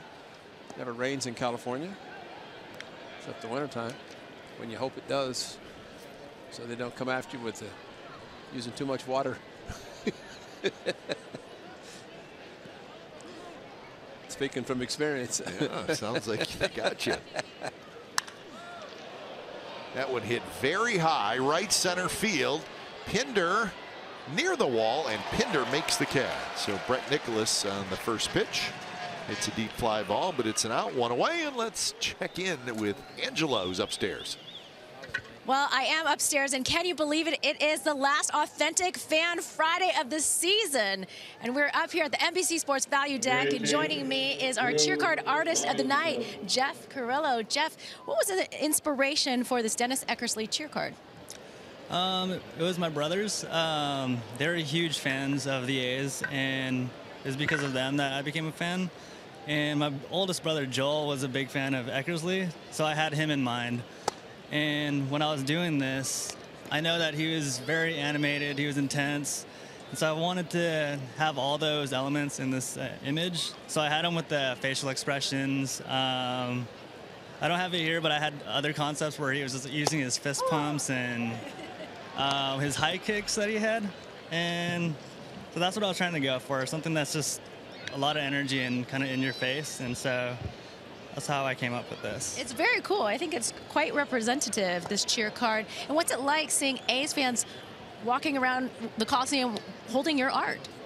It's amazing. I mean, when you do the art, you don't expect people, well, you don't know how people are going to react to it. And for people to, or for you to see the people actually holding it up and telling you it looks great, and it's incredible. I mean, it feels great knowing that. So.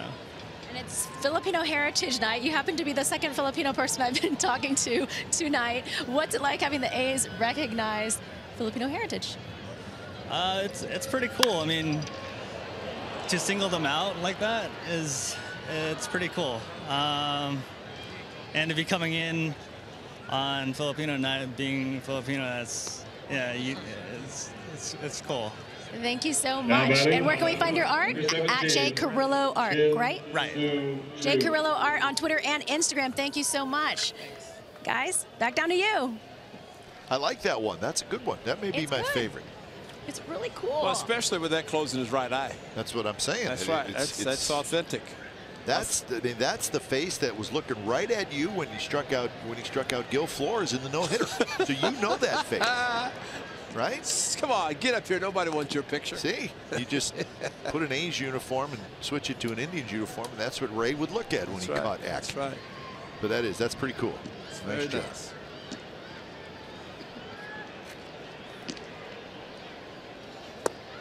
Good extension too with the right arm. Yeah. Look at that. Check the eye right there. That's got it. It's all been very good. That'd be a nice collection. Authentic Friday nights. That would be. Coliseum. You got 13.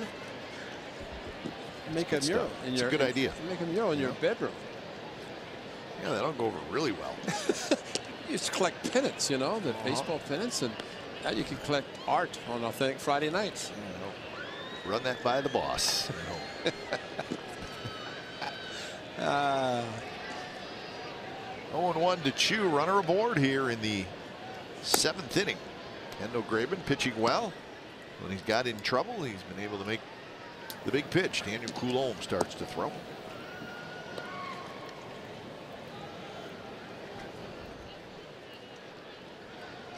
It's got a 97. I think Bob Melvin would love to see a ground ball double play, get Kendall Graven back in the dugout. Could be it. Simeon is going to hustle. He's going to try to tag, and he got him at second base. Simeon ran into Tom Hallion, the umpire, just a little bit.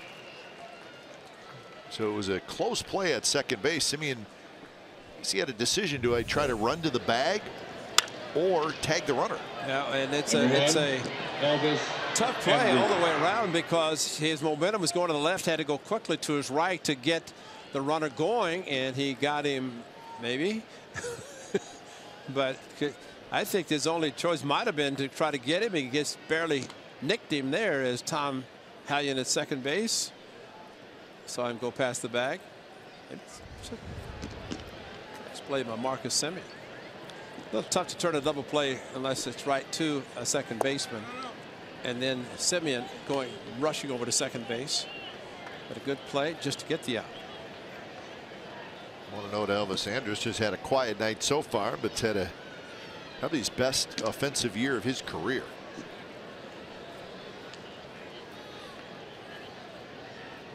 Pitch number 100, here it is, and it's foul back to the screen. Andrus, 20 homers, 86 RBIs. He's got 42 doubles. He's got 4 triples. He's got 24 stolen bases. So he's never been a big home run hitter, but this year he's got 20. So Hatcher joins Coulombe.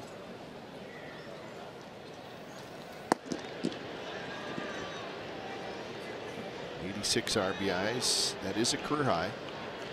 84 coming as a shortstop. Chapman charges. Chapman fires across in time. Side retired. And a runner left. 7th inning stretch coming up. 4-1. The A's lead.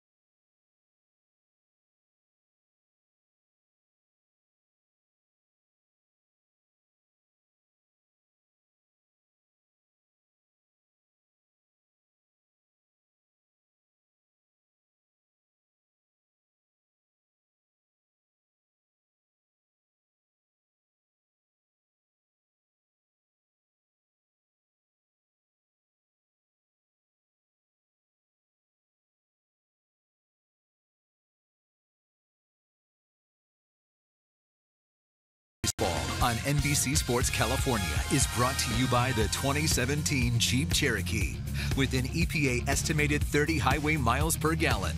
By Southwest, yes to low fares with nothing to hide. That's transparency. By Toyota, the full-line automaker with the longest lasting vehicles in America. Toyota, let's go places. By AAA, get a free canvas backpack. Restrictions apply. Go to AAA.com/roadtrip or to a AAA branch for details. By the all-new 2017 Chrysler Pacifica. And by Xfinity. X1 will change the way you experience TV.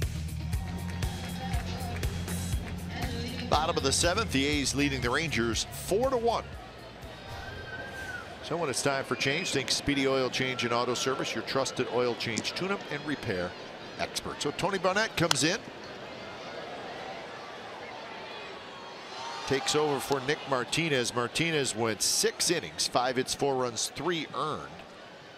And he threw 79 pitches. So Martinez, not bad tonight. Gave up a home run to Olsen.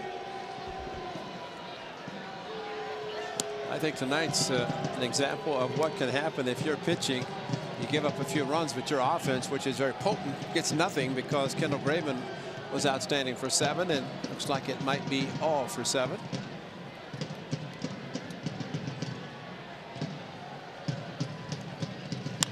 Pinder reaches for it a little bit, hits it toward Gomez in center, and that's the first out. Big series in the National League, Ray. The Cubs at Milwaukee. They played last night. Cubs won late, and tonight the Cubs won again, 5-4 in 10 innings. And I watched some of the game last night. We were watching it a little bit tonight, off and on, before our game come on, and it was a perfect example of two teams that are pretty close in the standings. Brewers, a good young team, but as you watch the game, especially last night, you could see the experience show up. Yeah. Brewers made a couple of small mistakes, and Cubs jumped right on it.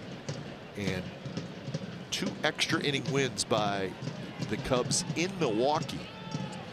And last night was just a gut check for Milwaukee, but now the Cubs have a 5.5 game lead in the Central, so they're going to win that. And the Brewers, coming into tonight, 1 game behind the Rockies for the 2nd wild card, so they're right there. But 3 games in a row, they've let leads slip away late. The Brewers have. And you know, also the schedule sometimes is not in your favor. you're facing a Cubs team that, like you said, the experience, they're world champions last year, and really started to put it all together maybe a little bit later than people would have expected, especially their Cubs fans. The Cubs are playing great. They're going to win that division now. And let's not forget the Red Sox took over 80 years before they finally won. It's not like you win, you forget about it. No, now you're supposed to win every year. And those fans that waited 108 years for the Cubs to win, they're saying, no, we just want to keep winning. They want to keep drumming, beating the drums. More cowbell. Well, that person had a cap on and said stay. I think they're going to stay. Chapman has a base hit. Well, Chapman, it's his first hit. He's 1 for 3. That's a good idea because he has hit 2 bullets tonight, both of them to shortstop. This one, the breaking ball from Barnett, goes down to get it, and nice swing, head down all the way, watching the ball as it goes into center field. A little frustrating when you hit 2 ropes, which he did, for outs, and then gets a base hit. That makes him feel a little better, especially his dad's here to watch him. So he's aboard, and here's Fegley.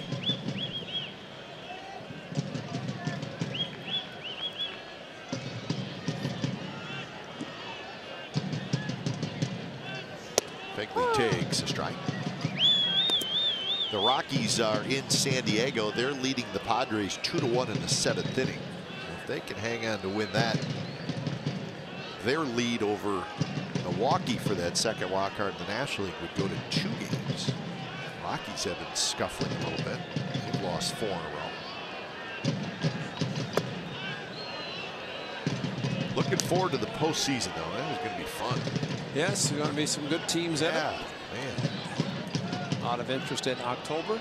And for the 10 teams that start, get down to 8. And it's going to go fast.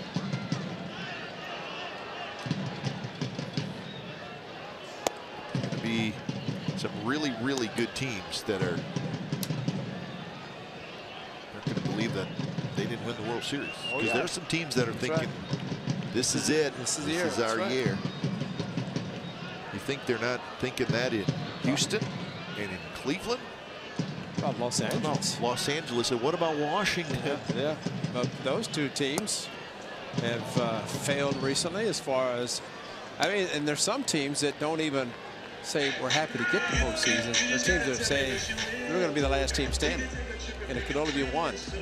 Good pitch there by Tony Barnett. Wait, listen, if you're the Nationals have had some really good teams the last 4 or 5 years. They've had some major playoff disappointments.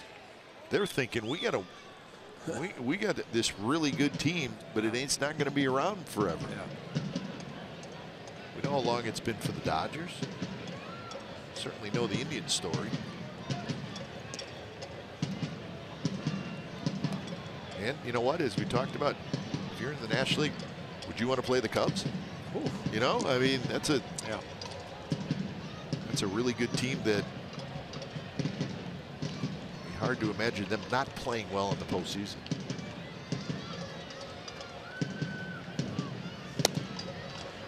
Want to know to Marcus Semien. Well, experience does play a big part in it, and look at the teams, especially like the Royals, played the Giants and lost the World Series. Next year they won the World Series. The Indians last year lost to the Cubs. Will they be a team that ends their 1954 drought, or 48 drought? 54 is when they won 111 and lost 4 straight to the Giants.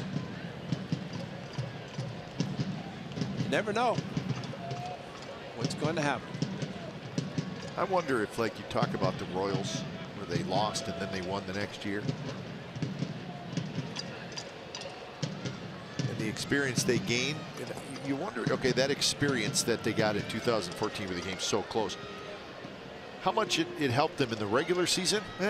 Maybe a little bit, but it helped them in the postseason. Absolutely.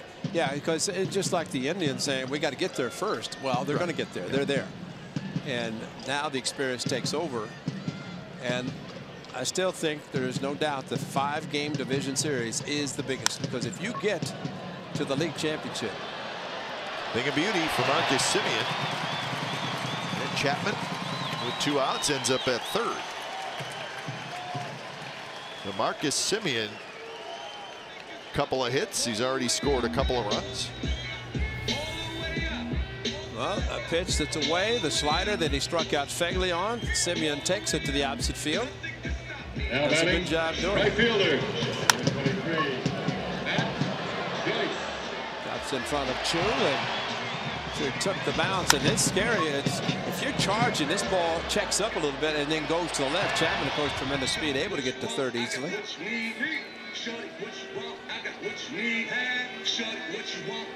And the problem with these teams that have had very successful seasons of 162 games, they get a division series, one bad series, and they go home, and nobody remembers anything they did in the regular season.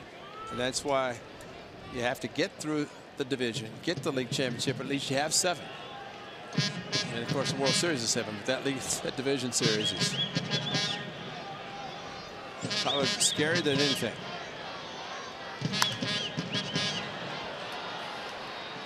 Andrus backs up a little bit, waits. He's got it. Joyce is retired, and so are the A's. They strand a pair. 8th inning coming up from the Coliseum. A's 4, Rangers 1.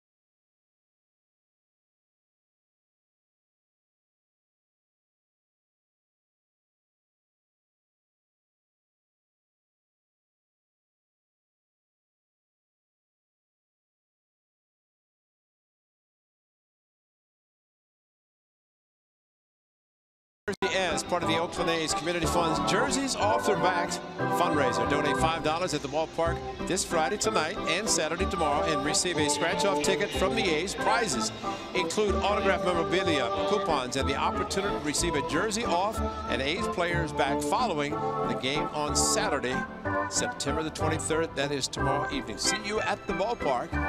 We're already seeing you tonight. Want to see more of you tomorrow night, and stick around after the game.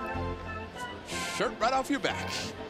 Star Wars, Jedi, all those guys will be out here watching you guys take their shirts off.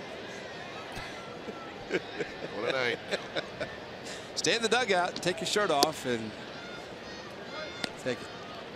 When it's time for change, and it is time for change, think Speedy Oil Change and Auto Service, your trusted oil change, tune-up, and repair experts. There's Nomar Mazara. He'll be followed by Beltran Gallo. Chris Hatcher is the new pitcher.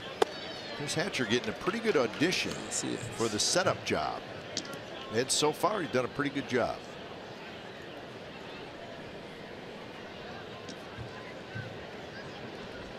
Chris Hatcher. Started the season with the Dodgers. 94 miles an hour.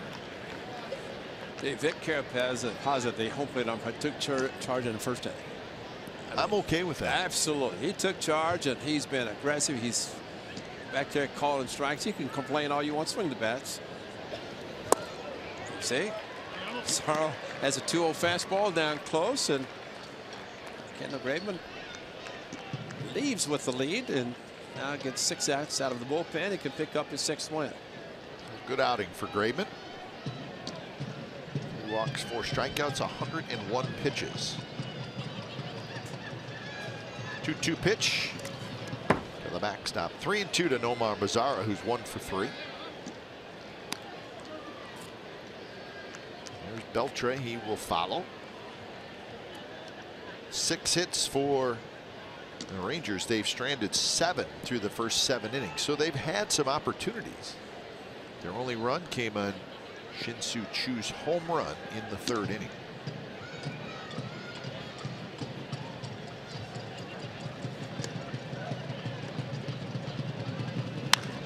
Pitch off the end of the bat. Pinder broke back. Now he hustles in, and he's got time to make the catch. And you can see right there, he broke back because of the swing, which is natural. You figure with a big swing, you're an outfielder. And again, the veterans Number do 29, that. Adrian. The good thing is for an outfielder not to play so deep in center field that when the swing occurs, you might react.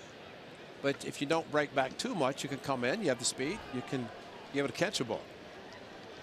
The key is not play so deep that, and you still go back.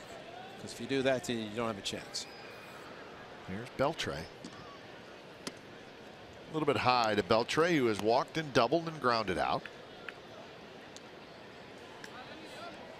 Beltre with 462 career home runs. 3,000 hits now. And he will have a plaque in the Hall of Fame. We'll see what. 3,044 career hits for Adrian Beltre. One of our favorites. Beltre, 38 years old. Turned 38 early in the season. Simeon reaches up and grabs it 2 away.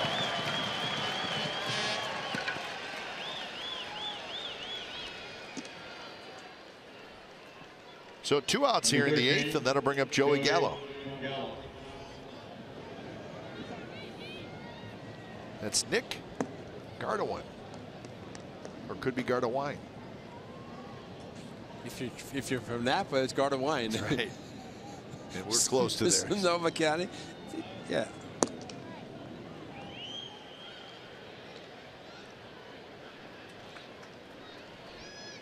First pitch to Gallo is a good one, right on the outside corner.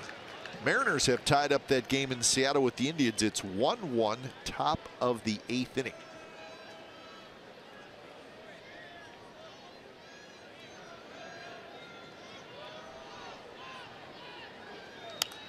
Gallo had a good swing, but the ball was in on him just a little bit. Anybody starts with an open stance the way Gallo does and then closes up, it's all about timing. And you really have to, as a hitter, with that kind of an open stance, see the right foot, like the guy in Philadelphia you're talking about. Right foot on the outside line, and then he brings it back in, but it's all timing because you have to close it up and then be able to open up quickly enough. Right there, it's all timing. Almost went. So I say a lot of guys would be pitched inside because of that, because they figure that once they close their stance strong enough to hold up his swing. And like Odor against Graveman, went through in a similar pitch.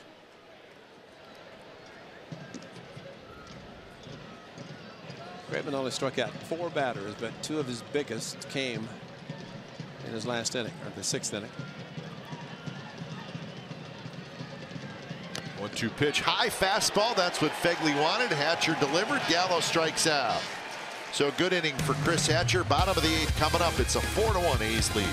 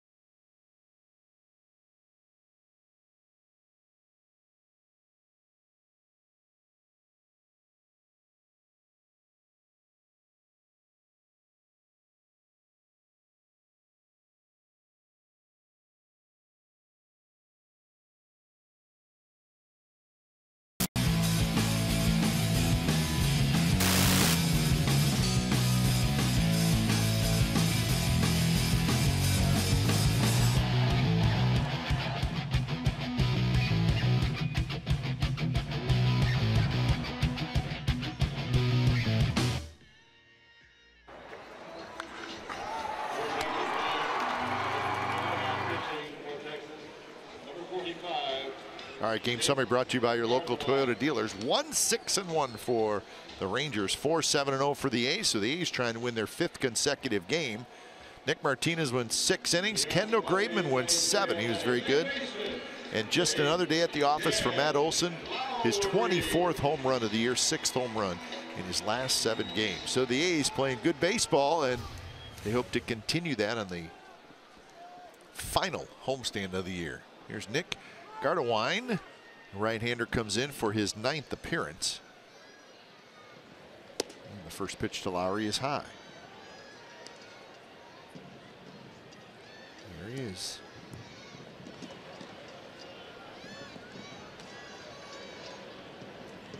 He's probably thinking 3-0 pitch. That's right. Foul ball to left field. How does that happen?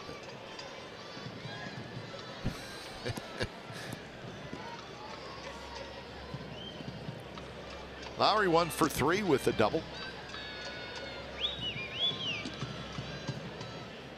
Lowry 1 for 3 with a single, excuse me. He's got an RBI single. We'd like for Lowry to get a double. We'll give him the single season record for the Athletics. Doubles. That's what he's going to be doing on 3-0. Oh, we've seen him do it before. Oh, yeah, he's going to do it. Probably hit a double in the gap. Oh, there it was. That was the pitch to do. But he doesn't know this guy from Napa. Take a look.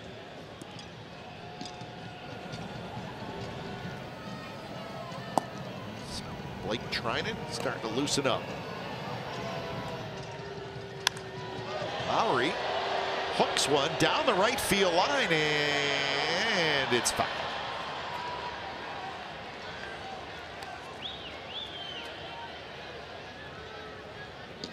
So close. So the count will be full to Lowry. So the A's with 7 hits tonight, they have stranded 4 through 7 innings. Outfield plays Lowry straight away. Andrus, the shortstop, shifted over behind second base. And that one's not close. Leadoff walk.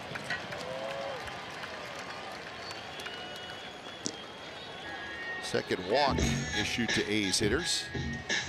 Now batting left fielder, number 2, Chris Davis. Jeff Bannister, he had his Rangers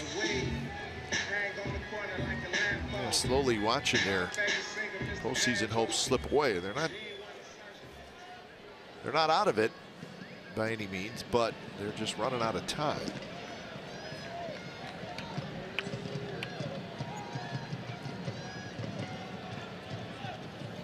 First pitch to Chris Davis is in for a strike.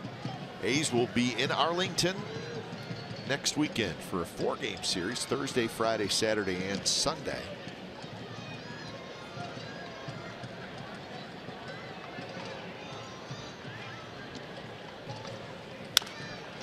Tap toward third. Robinson has it out at second, and Odor a little trouble getting it out. Don't know if they would have turned the double play, but they get the lead runner.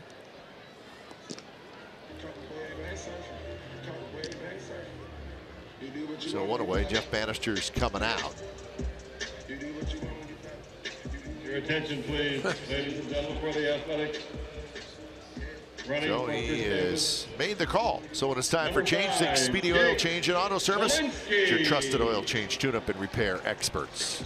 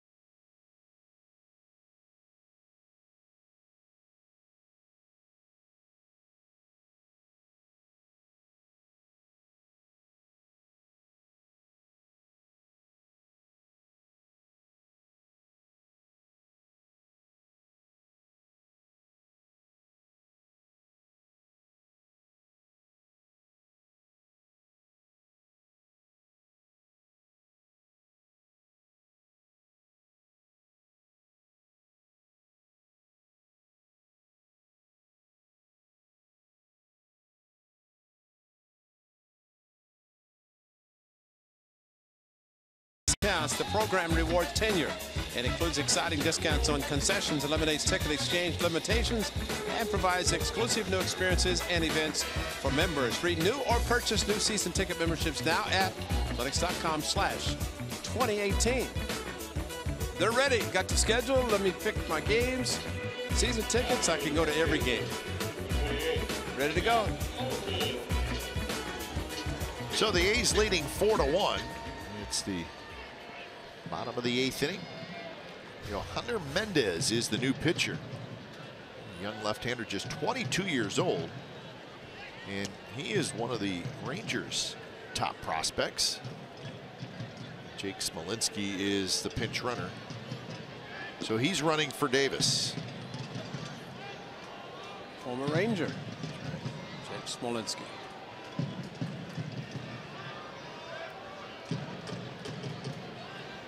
Well, the move takes low. When Jeff Bannister, the manager, is walking out to bring in his left-hander, he kind of stopped because Bob Melvin had made a change, but it was Smolinski.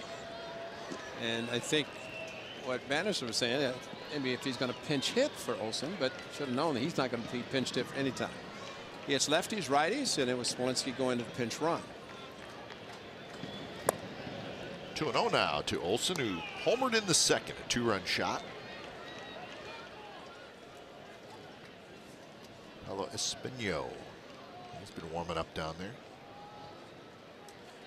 So with Healy, a right-hander, in the on-deck circle, this could be a one-batter appearance for Mendez.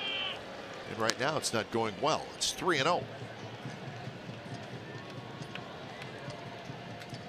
Mendez, a starter in the minor leagues.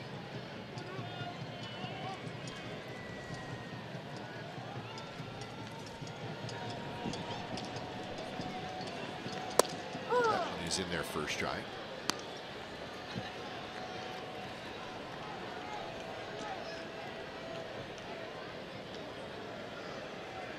Shift is on for Matt Olson. Drew Robinson is playing the shortstop spot. A little bit of a funky pickoff move by Mendez. And you have to make sure if he's going to run 3-1 or 3-2. He's just got to make sure he throws the plate, because that's a pretty good pickoff move.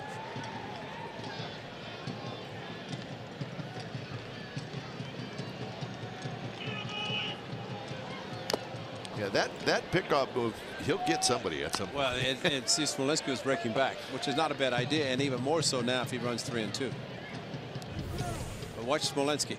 Oh, let's get back there, and then he did the same thing kind of when he threw to the plate.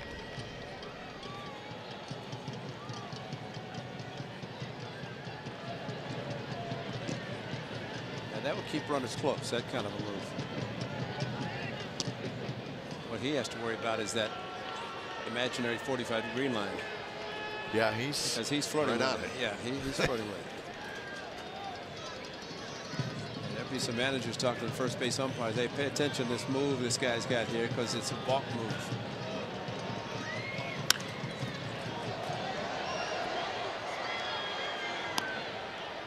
So the count stays 3-2 to Olsen.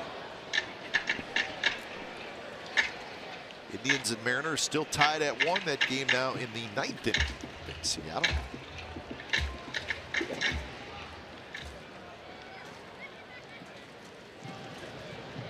Everything else is final in the American League.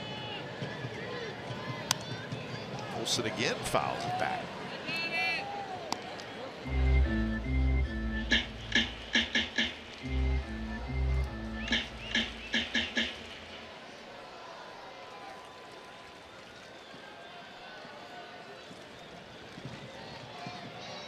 Smolinski inches off.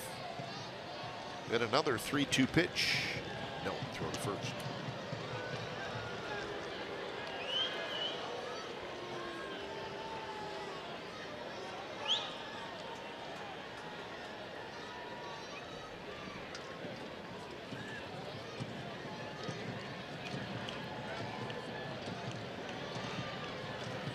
Swing and a miss. He struck him out 94 miles an hour. About a pitching change. Good call. How'd you guess? Well, the fastball Nelson shaking his head again. Is he just a little bit under the fastball? A pitch cast brought to you by Penn Fed Credit Union. And Mendez faces one hitter. He does his job, gets the strikeout. And the right-hander is coming in. We'll be back.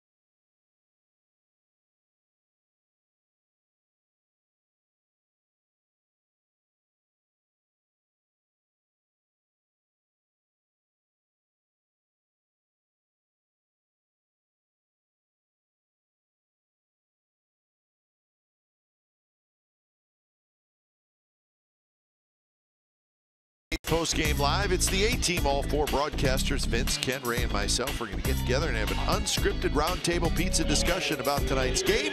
It's only on A's Post-Game Live and 95.7 the game after the game. There's Vince and Ken doing a wonderful job as always. We always try to get them to smile when we show them. They usually hold out and try to be serious for a while, but then they just can't stay serious that long. Vince will be driving the A-Team car tonight like he always does. Weaving us through the highlights of the ball game. Paulo Espino came over in the trade from the Brewers in August. See, look, I told you Vinny would smile at some point. Ken, he's a working man. Ken Cork doesn't have time for this nonsense TV stuff. Maybe he just paraphrased everything Dave Cowell said over at the season ticket meeting in the Eastside Club. Maybe he can just. We don't have to show up because it's going to be Ken just talking about. Look at the great Juan Dorado. Dorado's back there, yeah. Yeah, there's Juan. Part of our traveling crew, does a terrific job. Juan Dorado. Look at him. Hi, Juan.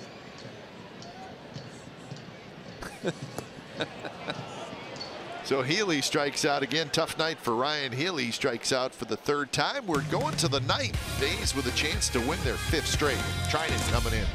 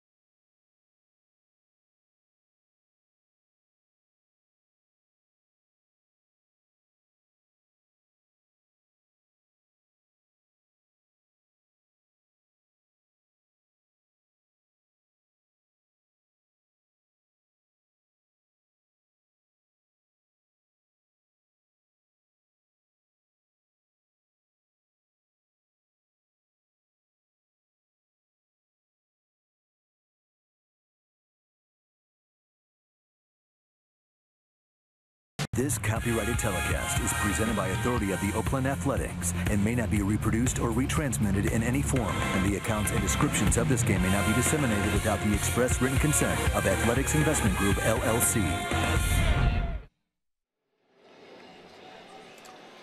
So A's 4, Rangers 1. It's the top of the 9th inning. When it's time for change, think Speedy Oil Change and Auto Service, your trusted oil change, tune-up, and repair expert. So Trinan comes in, save opportunity, looking for his 13th save. Trinan, 9 of those 13 have come with the Athletics.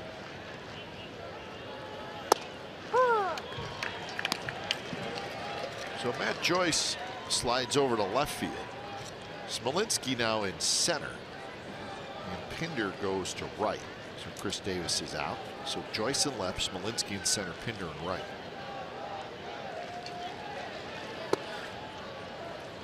Facing Carlos Gomez. Gomez, Odor, Nicholas. 6, 7, and 8 hitters for the Rangers. So the A's pitching staff, through the first 8 innings, has shut down a very good Rangers lineup. Rangers 3rd in the American League in total run score. Just 1 tonight. What is the old saying, partner, that good pitching will stop good hitting? Always does. And tonight, A's pitching has done a tremendous job. And Kendall Graveman, just the 1 run. Trying to finish what Chris Hatcher did very well in the 8th inning. Well, make sure you join us tomorrow. The A's will continue this 3-game set against these Texas Rangers. Sean Manaea, Miguel Gonzalez is your pitching matchup. Our coverage begins at 6 p.m. following Quakes Soccer. So Quakes Soccer, and then right to us here at the Coliseum will be the Rangers and the Athletics. Remember, you can stream the A's on the go with NBCSportsCalifornia.com and the NBC Sports app.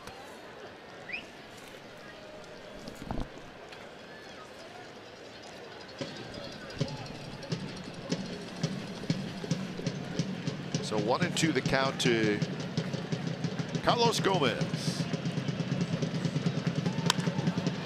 This one's hit toward left center field. Smolinski is there. He's got it, 1 away. So up in Seattle, Nelson Cruz wins it for the Mariners with a 2-run walk-off home run, his 36th home run of the year. So the Mariners beat the Indians Number 12, 3-1. He hit it off. Odor. Indians closer, Mr. Allen. Yeah. Cody Allen. Cody Allen. Center field. Wow. Nelson Cruz. Well, anybody can do it. He can. Yep. He's done it against a few. Meanwhile, here, this cool air. The ball traveled nowhere off the bat of Gomez. Did not really hit it. Got it on the handle a little bit. One of the biggest strikeouts for Kendall Graveman tonight. This young man. This is his first at bat without runners on base.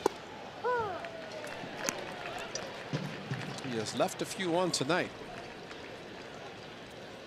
Matter of fact, 6 for Odor.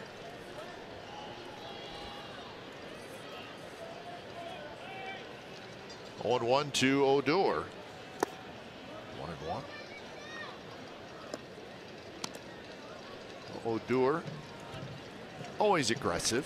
I think he always will be aggressive. He gets himself in trouble, I think, when he ends up going out of the strike zone a lot.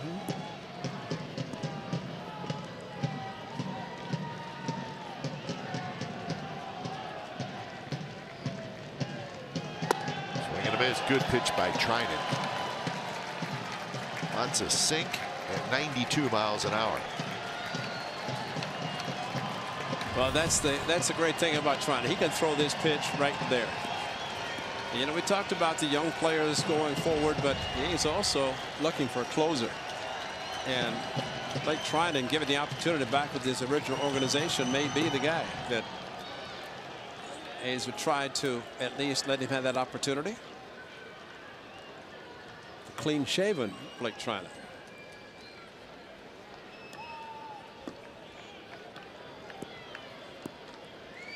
Two and 2 the count. Nicholas is the on-deck hitter. He's another left-handed hitter.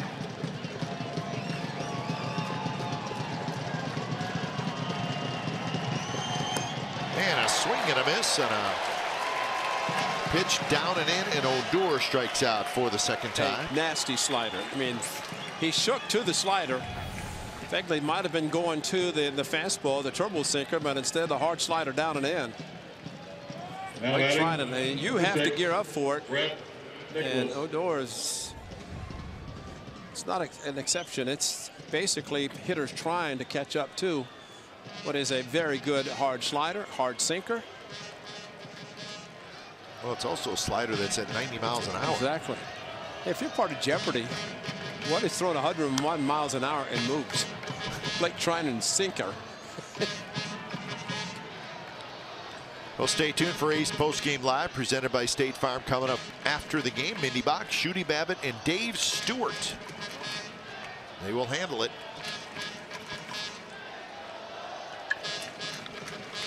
Starting to think Brody Brazil is not with the company anymore. He is. Is he ever coming back? I mean, is he ever coming back? He's coming back for hockey. My goodness. How much time does he need? Foul, Matt. Hey, listen, if the A's have a very good weekend, Brody, stay home. Don't even come back, because you know the manager's not going to welcome him. Well, I can understand his wife taking lots of time off. Yeah, Brody. What did he do? The cheerleader. 0-2 the count to Nicholas. That one trying to knocks it down, can't find it, picks it up, and then could not pick it up clean, and Nicholas is aboard.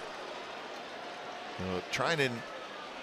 That's a little bit of a helpless feeling. He looked up, which is sort of a natural reaction. The ball, like it just stayed right in front of him on the mound. And he's telling Bob Melvin he's okay, because it did hit him on the back of the leg, and you know the old panic sets in whenever you see the ball and you go for it with a bare hand. And he knows it. He had a chance to finish it with the ground ball back to him. And I think if Chris Hatcher had a clean eighth, I think Trina was looking for the same thing, and he would have had it, just could not find the ball.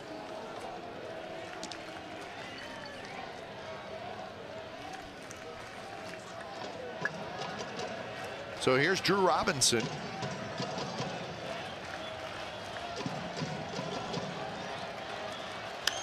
Robinson goes after the first pitch, lofts it foul.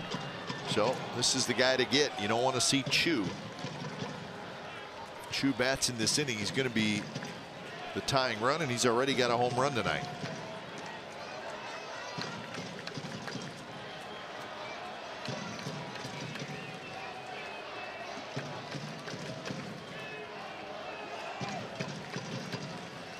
In the dirt, nice block by Fegley.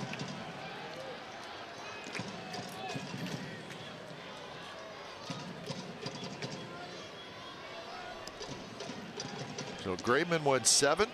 Hatcher perfect 8th with a strikeout. Trying to save it here in the 9th.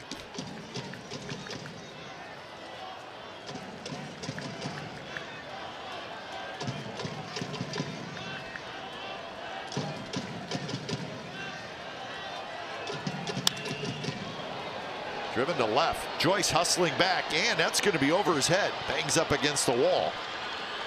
Nicholas stops at third, and the Rangers are going to get the tying run to the plate. So the 8th and 9th place hitters extend the ball game. Drew Robinson, a single and a double tonight. Nice ball, really carried in when Matt Joyce threw up his glove to try to deke the runner. I don't think they were going to try to score the runner from first base just because they're down by 3, but a little different situation.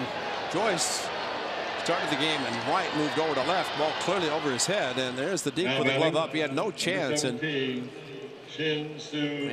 a couple of outs, not much you're going to deke, because they're going to be running anyway, but just not any reason to try to score a runner from first. So Chu steps up, 1 for 4 with the solo home run in the 3rd. He hit it right down the left field line.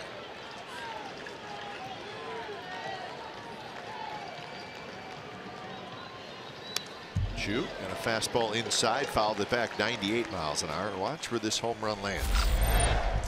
Well, the location was about thigh high towards the outside part of the plate, and really Chu, just like Kendall Graveman provided the power, he put a good swing on it and down the left field line. See, he waits a long time. He has a good on-base percentage. He sees a lot of pitches and waits the time. That's why going to left field is good for him. There's that slider, 92 miles an hour. And that's why it was called out on a fastball in his third at bat after the home run.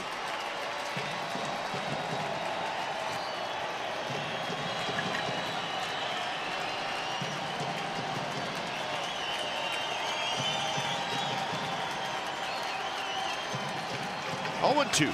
Chu waits, trying to kicks and deals. Got him swinging on a slider in the dirt. And the A's have won their 5th consecutive game, and they continue to play great baseball here in the month of September. So the A's stream out onto the field, and they also hurt the Rangers' postseason chances big time. Now Josh Phegley blocking the ball in the dirt. Blake Trinan does the job getting the save with the big boy Matt Olson. One hit, but came at the right time, hitting the 2-run home run. So the final score, the A's 4 and the Rangers 1. So for the Athletics, Ray, 5 in a row. They have now won 12 out of their last 15. And it is turning out to be, and we hope it continues for the final week, but it's turning out to be a nice finish for this Athletics team. And we've talked a fair amount about it, that we think it's important for these young guys to have a good final month of September, and they're really doing it. They're just playing good, tight baseball. Good baseball, good pitching. Kendall Graveman, 7 innings. As the skipper always says, give me 7. He went to 6, but 7, he said, then I can go. Hatcher did a great job for the 3 outs, Trinan, with the exception of the ball back off his body someplace. But a great job picking up the save. And I think it is exciting baseball to be able to see the young players play well and win, so they get that feeling of what it's like to not only play well, but to get wins and play against teams that really have their 8 lineups out, as the Rangers did tonight. So some heroes, couple of runs scored for Marcus Semien, a couple hits, and of course Matt Olson with the 2-run home run. And Matt Olson continues to be a great story. But nice job out of the leadoff spot by Marcus Semien, who is standing by downstairs. And Marcus, Ray and I have talked a lot about how important it is to play good baseball in the month of September with this young group. Why is it so important for you guys? Yeah, you're right. I mean, we have the chance to keep some teams out of the playoffs, and we just want to win no matter what place we're in, and just build momentum into next year too. How does it feel to be a leadoff hitter after what you've done? 27 home runs last year, hitting down in the order. Now all of a sudden the skipper has you in the leadoff spot. What does that mean to you to be able to lead off the way you have been? Yeah, it's cool. I mean, I don't mind it. I think you get a little bit more fastballs early in the game. I like running a lot, so if I can get on base with nobody on and make something happen, it does, we can score runs that way. So we've been scoring a lot of runs with home runs, but you want to be able to steal bases and manufacture runs the other ways. Marcus, interesting article today in a local newspaper about, your wrist injury and how your back feels good, bothers you occasionally, but that you think it has made you a better hitter. Explain why. Well, I just think the experience in general has helped me a lot. I got to watch a lot of baseball while I was hurt, so just getting that perspective. I don't have all the power I might have had last year, but I feel like I'm doing some good things up there, and just trying to manage the pain. It's been good so far, and I just want to get back, healthy all the way for next year. Well, that's the important thing, because you've done an exceptional job at shortstop, and then what's great about it, nobody even talks about that, you're making the steady plays. Most guys go in the offseason to rest. How much are you looking forward to work and get ready for 2018? You talked about getting strong and healthy and everything, but being able to work hard in the offseason to prepare yourself for the next season. Yeah, that's what I always try and do. They always say to take some time off, don't swing as much in the offseason, but for me, I want to make sure I keep my rhythm and just maintain my strength in the offseason. All right, Marcus, nice job tonight. Couple of hits, couple of runs scored out of the leadoff spot. We appreciate you stopping by. All right, thank you. So Marcus Semien in that leadoff spot, so he's doing a good job, and we're starting to see that more around baseball, guys that can hit the ball into the ballpark in that leadoff spot, and Marcus Semien certainly fits in that category. So another good win for the Athletics as they beat the Texas Rangers by a final score of 4-1. Quick game, 2 hours and 37 minutes, 13,848. Time to head to the studio where Mindy Bach, Shooty Babbitt, Dave Stewart are standing by. It is time for A's Post Game Live. Take it away.